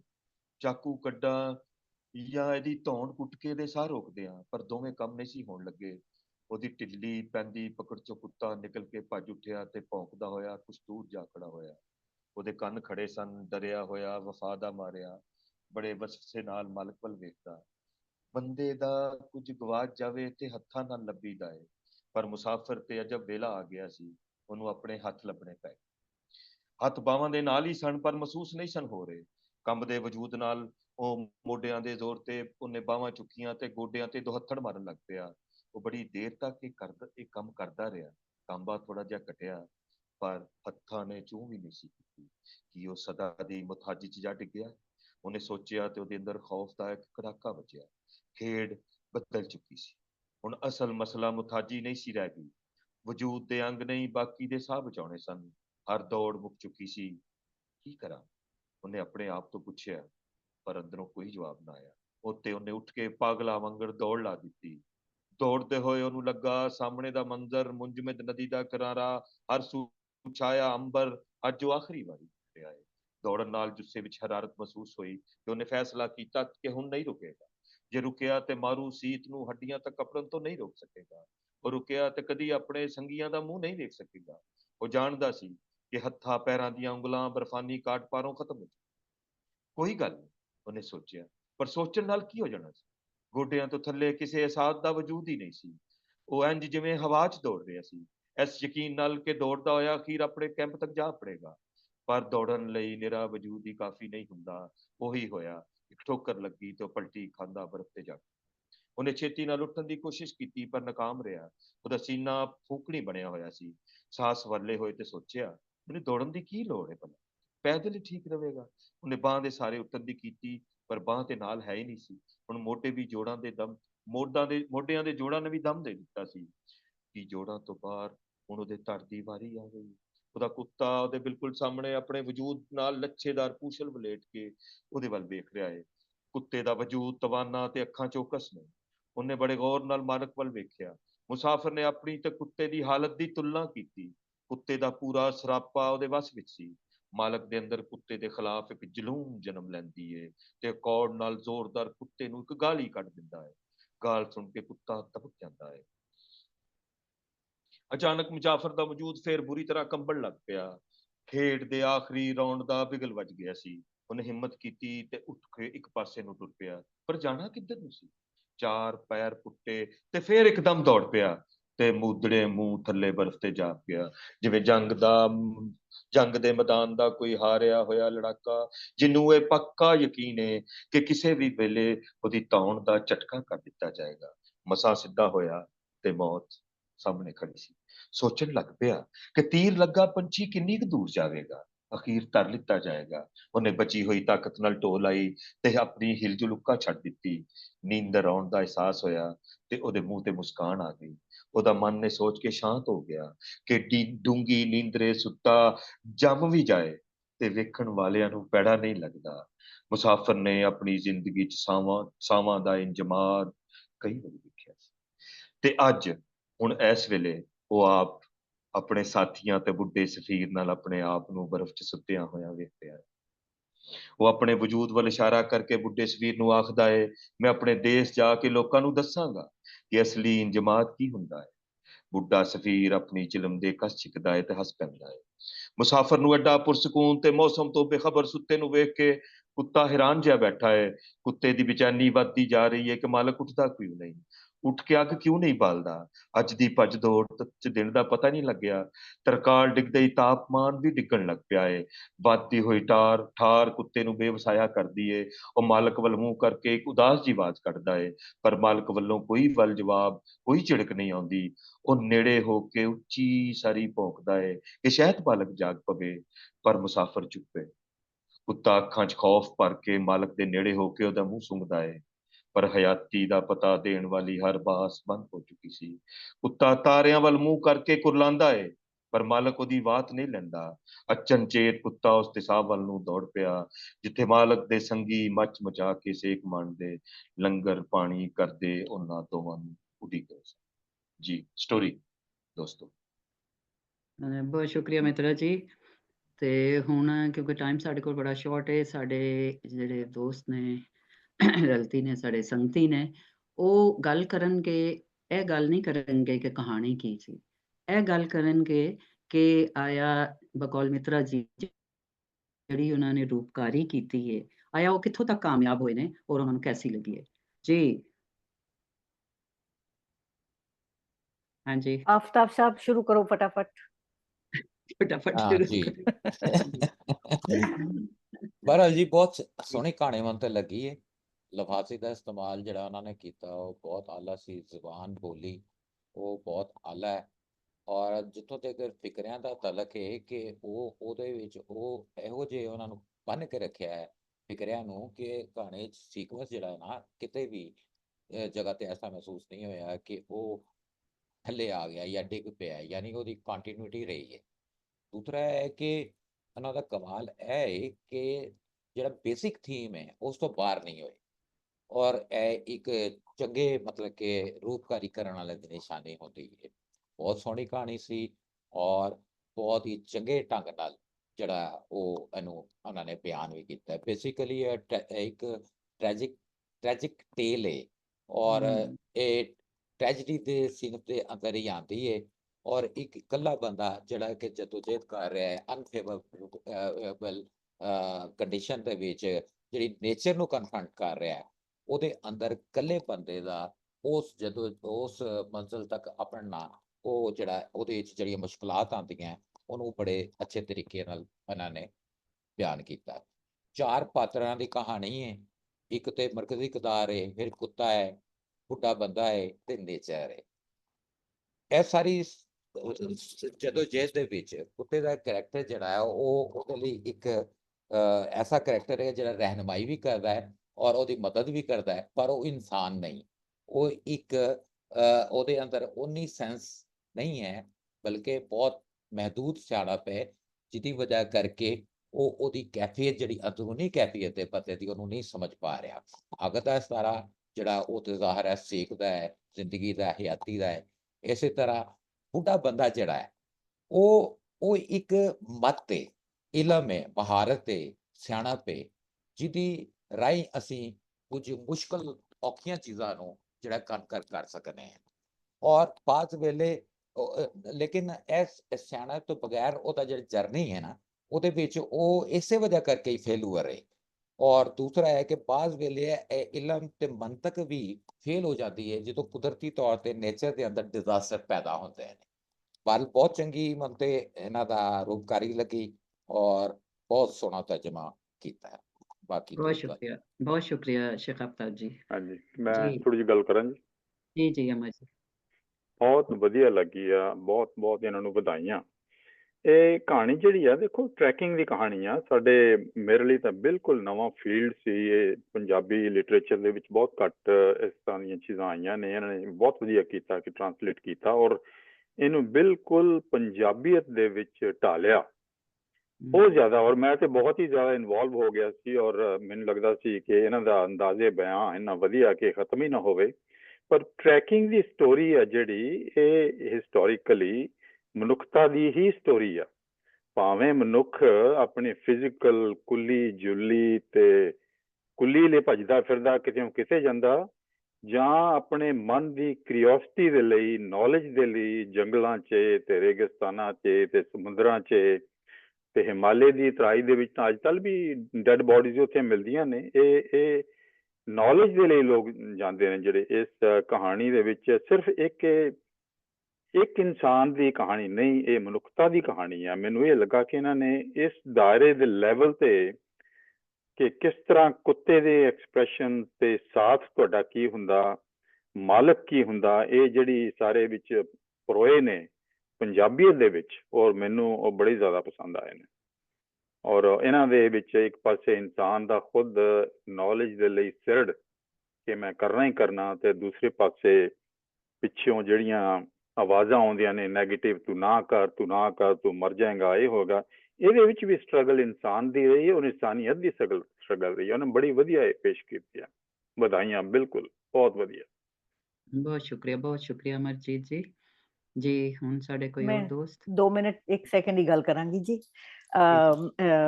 ਮੈਂ ਜਸਟ ਕਿ ਵੀ ਇਹਨਾਂ ਨੇ ਜਿਸ ਤਰ੍ਹਾਂ ਕਹਾਣੀ ਲਿਖੀ ਹੈ, ਬਾਕੀ ਤੇ ਇਹਨਾਂ ਨੇ ਕਾਫੀ ਸਾਰਿਆਂ ਨੇ ਉਹਦੇ ਤੇ ਟੱਚ ਕਰਤਾ। ਮੈਨੂੰ ਬਹੁਤ ਤੁਹਾਨੂੰ ਵਧਾਈ ਹੈ ਜੀ ਕਿ ਤੁਸੀਂ ਇਹ ਕਹਾਣੀ ਨੂੰ ਕੀਤਾ ਹੈਗਾ ਆ ਟਰਾਂਸਲੇਟ, ਔਰ ਤੁਸੀਂ ਇਹਨੂੰ ਬਿਲਕੁਲ ਆਪਣਾ ਬਣਾਇਆ। ਇਹ ਕੋਈ ਨਹੀਂ ਕਹਿ ਸਕਦਾ ਕਿ ਇਹ ਟਰਾਂਸਲੇਸ਼ਨ ਹੈਗੀ ਹੈ। ਇਹ ਬਿਲਕੁਲ ਐਂ ਲੱਗਦਾ ਕਿ ਜਿਸ ਤਰ੍ਹਾਂ ਤੁਸੀਂ ਇਹ ਆਪ ਲਿਖੀ ਹੈ ਔਰ ਆਪ ਬਣਾਈ ਹੈ। ਤੁਸੀਂ ਇਹਦੇ ਤੇ ਜਿਹੜਾ ਰੰਗ ਭਰਿਆ ਹੈਗਾ ਆ ਆਪਣੀਅਤ ਦਾ, ਦੈਟਸ ਕਮੈਂਡੇਬਲ। ਔਰ ਦੂਜੀ ਗੱਲ ਮੈਨੂੰ ਇਹ ਖੁਸ਼ੀ ਹੁੰਦੀ ਕਿ ਇਹੋ ਜਿਹੀਆਂ ਕਹਾਣੀਆਂ ਜ਼ਰੂਰ ਆਉਣੀਆਂ ਚਾਹੀਦੀਆਂ, ਕਿਉਂਕਿ ਅਸੀਂ ਪੰਜਾਬ ਦੀਆਂ ਕਹਾਣੀਆਂ ਨੂੰ ਪਿੰਡਾਂ ਚੋਂ ਕੱਢ ਕੇ ਹਮੇਸ਼ਾ 75 to I think even more ਪਿੰਡ ਦੀ ਕਹਾਣੀ ਹੁੰਦੀ ਹੈ। ਸੋ ਤੁਸੀਂ ਇਹ ਕੱਢ ਕੇ ਦੁਨੀਆ 'ਚ ਕੱਢਿਆ, ਕਿਉਂਕਿ ਪੰਜਾਬੀ ਤਾਂ ਹਰ ਜਗ੍ਹਾ 'ਚ ਵਸਦੇ ਨੇ, ਇਹ ਕਿਸੇ ਵੀ ਪੰਜਾਬੀ ਦੀ ਕਹਾਣੀ ਹੋ ਸਕਦੀ ਹੈ। ਸੋ ਮੈਨੂੰ ਇਹ ਗੱਲਾਂ ਬਹੁਤ ਅੱਛੀਆਂ ਲੱਗੀਆਂ। ਔਰ ਜਿਸ ਤਰ੍ਹਾਂ ਤੁਸੀਂ ਵੀ 2-3 ਪੁਆਇੰਟਸ ਜਿਹੜੇ ਉਹਨਾਂ ਦੇ ਜਿਹੜੇ ਸੀਗੇ, ਜਿੱਦਾਂ ਇੱਕ ਲਫ਼ਜ਼ ਕੱਲਾ ਹੈਗਾ ਕਿ ਜਿਹੜਾ ਇਨਸਾਨ ਕੱਲਾ ਇਸ ਜ਼ਿੰਦਗੀ ਦਾ ਪੈਂਡਾ ਨਹੀਂ ਪਾਰ ਕਰ ਸਕਦਾ। ਅੱਛਾ, ਫਿਰ ਐਜ਼ ਆਲਵੇਜ਼ ਸਮੀਨਾ ਜੀ ਨੂੰ ਇਹਦੇ 'ਚ ਉਹਨੂੰ ਬੇਨਾਮ ਰੱਖਿਆ, ਜਿਸ ਤਰ੍ਹਾਂ ਅਮਰ ਨੇ ਆਖਿਆ ਉਹ ਬੇਨਾਮ ਹੈ, ਸੋ ਹਰ ਇੱਕ ਦੀ ਕਹਾਣੀ ਹੋ ਸਕਦੀ ਹੈ। ਸੋ ਇਹ ਬੜੀ ਅੱਛੀ ਗੱਲ ਹੈ, ਇਹਨਾਂ ਨੇ ਇਸ ਚੀਜ਼ ਨੂੰ ਅਵੋਇਡ ਕੀਤਾ ਕਿ ਉਸ ਇਨਸਾਨ ਨੂੰ ਕੋਈ ਨਾਂ ਦੇ ਦੇਣ। ਸੋ ਇਹ 2-4 ਗੱਲਾਂ ਸੀ। ਇਹਦੇ 'ਚ ਥੋੜੀ ਜਿਹੀ ਮਿਸੋਜਨੀ ਵਾਲੇ ਵੀ ਇਸ਼ਾਰਾ ਹੈ ਜਦੋਂ ਔਰਤਾਂ ਦੀ ਗੱਲ ਕਰਦਾ ਹੈ। ਸੋ ਇੱਕ ਜਿਹੜਾ arrogance of a human person, ਜਿਹੜਾ ਇਨਸਾਨ ਹੈ, ਸਪੈਸ਼ਲੀ ਜਿਹੜਾ ਹੈਗਾ ਕਿ ਵੀ ਤੁਸੀਂ ਤੁਹਾਡੀ ਜਿਹੜੀ ਡੈਸਟਨੀ ਹੈ ਤੁਹਾਡੇ ਕੰਟਰੋਲ 'ਚ ਹੈਗੀ ਆ, ਉਹ ਨਹੀਂ ਹੈਗੀ। ਉਹ ਜਿਹੜੀ ਹੈਗੀ ਆ, you have to go along with nature ਦੇ ਅੱਗੇ ਤੁਹਾਡਾ ਕੋਈ ਜ਼ੋਰ ਨਹੀਂ। ਸੋ ਇਹ ਚਲੋ ਕਹਾਣੀਕਾਰੀ ਦੇ ਬਾਰੇ ਤਾਂ ਗੱਲ ਨਹੀਂ ਹੈਗੀ, ਪਰ ਇਹ 2 ਗੱਲਾਂ ਮੈਂ ਕਰਨੀਆਂ ਚਾਹੁੰਦੀਆਂ ਸੀ। ਸੋ ਨਹੀਂ, ਬੜੀ ਬਹੁਤ ਮੁਬਾਰਕ, ਤੁਸੀਂ ਬਹੁਤ ਖੂਬਸੂਰਤ ਕਹਾਣੀ ਸੁਣਾਈ ਹੈ। Thank you. ਤੁਹਾਡਾ ਅੰਦਾਜ਼ ਸੁਣਾਉਣ ਦਾ ਵੀ ਬੜਾ ਖੂਬਸੂਰਤ ਲੱਗਾ ਮੈਨੂੰ, ਬੜੀ ਮੁਬਾਰਕ। ਬਿਲਕੁਲ, ਬਹੁਤ ਸ਼ੁਕਰੀਆ ਬੀਬਾ ਜੀ, ਬਹੁਤ ਸ਼ੁਕਰੀਆ ਜੀ। ਹਾਂਜੀ, ਹੁਣ ਹੋਰ ਸਾਡੇ ਮਿੱਤਰ ਗੱਲ ਕਰਨ ਜੀ। ਡਾਕਟਰ ਲੀਜ਼ੀਆ ਜੀ ਜ਼ਰੂਰ। ਕਹਾਣੀ ਬਹੁਤ ਅੱਛੀ ਸੀ, ਔਰ ਸਭ ਤੋਂ ਵੱਡੀ ਗੱਲ ਹੈ ਕਿ ਜਿਹੜਾ ਅਸੀਂ ਟ੍ਰਾਂਸਲੇਸ਼ਨ ਕਰਦੇ ਹਾਂ ਨਾ, ਸੋ ਉਸ ਲੈਂਗੁਏਜ ਨੂੰ ਕਿਸੇ ਵੀ ਟਾਰਗੇਟ ਲੈਂਗੁਏਜ ਤੱਕ ਲੈ ਕੇ ਜਾਣਾ ਇਟਸ ਵੈਰੀ ਹਾਰਡ ਜੌਬ ਹੈ। ਡਾਕਟਰ ਲੀਜ਼ੀਆ ਜ਼ਰਾ ਮਾਈਕ ਦੇ ਨੇੜੇ ਹੋ ਕੇ ਗੱਲ ਕਰੋ, ਤੁਸੀਂ ਥੋੜੀ ਜਿਹੀ ਆਵਾਜ਼ ਨਹੀਂ ਆ ਰਹੀ। ਜੀ ਹਾਂ, ਹੁਣ ਠੀਕ ਇਹ ਕਹਿ ਰਹੀ ਸੋਰਸ ਲੈਂਗੁਏਜ ਤੋਂ ਟਾਰਗੇਟ ਲੈਂਗੁਏਜ ਤੱਕ ਜਾਣਾ, ਇਹ ਬਹੁਤ ਜ਼ਿਆਦਾ ਹਾਰਡ ਜੌਬ ਹੈਗੀ ਹੈ, ਬਹੁਤ ਜ਼ਿਆਦਾ ਹਰਡਲਸ ਆਉਂਦੀਆਂ ਨੇ ਇਹਦੇ ਵਿੱਚ। ਔਰ ਸੈਕਿੰਡ ਇਹਦੇ ਵਿੱਚ ਹੈ ਕਿ ਜਿਹੜੀ ਇੱਕ ਜੀਓਗ੍ਰਾਫਿਕਲ ਲੋਕੇਸ਼ਨ ਹੈ, ਉਸਨੂੰ ਤੁਸੀਂ ਇੱਕ ਡਿਫਰੈਂਟ ਇਨਵਾਇਰਮੈਂਟ ਚੋਂ ਕੱਢ ਕੇ ਆਪਣੀ ਲੈਂਗੁਏਜ ਵਿੱਚ ਲੈ ਕੇ ਆ ਰਹੇ ਹੋ, ਉਹ ਉਸ ਤੋਂ ਵੀ ਜ਼ਿਆਦਾ ਡਿਫਿਕਲਟ ਹੈ।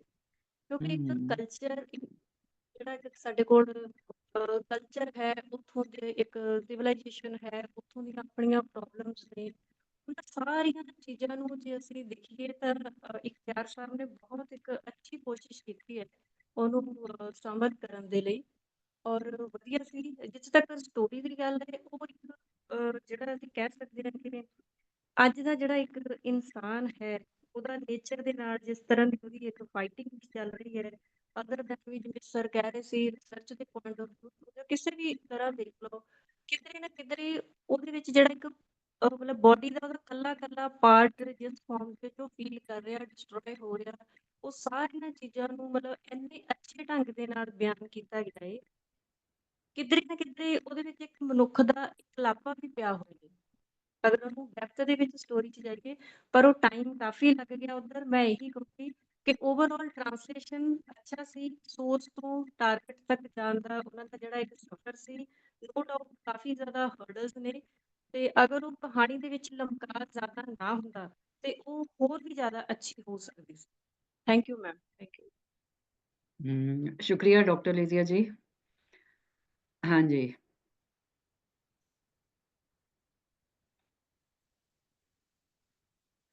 ਹਾਂਜੀ ਗੁਰਦਾਸ ਜੀ, ਸਈਦ ਸਾਹਿਬ, ਤੁਸੀਂ ਗੱਲ ਕਰਨਾ ਚਾਹੋ? ਜੀ ਮੈਮ, ਕਹਿਣੀ ਸੀ ਕਿ ਕਹਾਣੀ ਜਿਸ ਤਰੀਕੇ ਨਾਲ ਲਿਖੀ ਹੈ ਨਾ, ਲੱਗਦਾ ਨਹੀਂ ਹੈਗਾ ਕਿ ਇਹ ਤਜੁਰਬਾ ਕੀਤਾ। ਉਹ ਪੰਜਾਬੀ ਕਹਾਣੀ ਜਿੱਦਾਂ ਲੱਗਦੀ ਹੈ ਇਹੋ ਤਰੀਕੇ ਨਾਲ। ਮੇਰਾ ਥੋੜਾ ਜਿਹਾ ਗੱਲ ਖਰਾਬ ਹੋਇਆ ਤਾਂ ਗੱਲ ਵਾਲੀ ਹੁੰਦੀ ਨਹੀਂ ਹੈਗੀ, ਹਨਾ।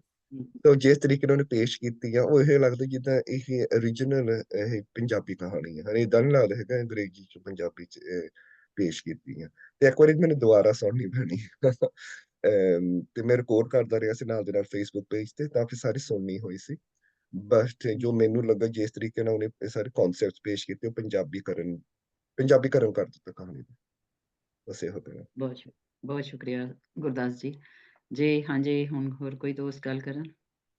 ਰਮਨਦੀਪ, ਤੁਸੀਂ ਕੁਝ ਕਹੋਗੇ ਫਟਾਫਟ?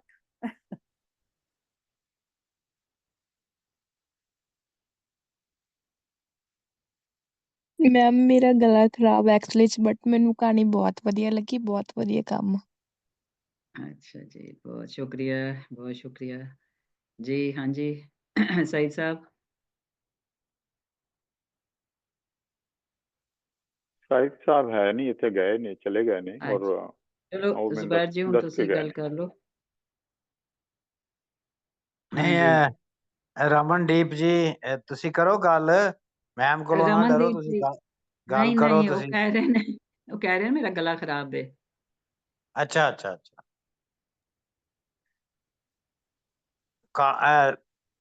ਜ਼ਾਹਰ ਹੈ ਟ੍ਰਾਂਸਲੇਸ਼ਨ ਦੀ ਗੱਲ ਹੈ, ਤੇ ਉਹਨਾਂ ਨੇ ਖੁੱਲਾ ਤਰਜਮਾ ਕੀਤਾ। ਦੋ ਕਿਸਮ ਦੇ ਤਰਜਮੇ ਹੁੰਦੇ ਨੇ, ਇੱਕ ਤੇ ਹੁੰਦਾ ਅਸੀਂ ਵਰਡ ਟੂ ਵਰਡ ਕਰਨੇ ਆ, ਦੂਸਰਾ ਹੈਗਾ ਕਿ ਅਸੀਂ ਜਿਸ ਤਰ੍ਹਾਂ ਉਹਨਾਂ ਨੇ ਕਿਹਾ ਕਿ ਪੰਜਾਬੀ ਰੂਪ ਦਿੱਤਾ ਉਹਨਾਂ ਨੇ, ਤੇ ਉਸ ਹਿਸਾਬ ਨਾਲ ਮੈਂ ਸਮਝਦਾ ਬਹੁਤ ਜ਼ਬਰਦਸਤ ਹੈ, ਕਾਮਯਾਬ ਹੈ।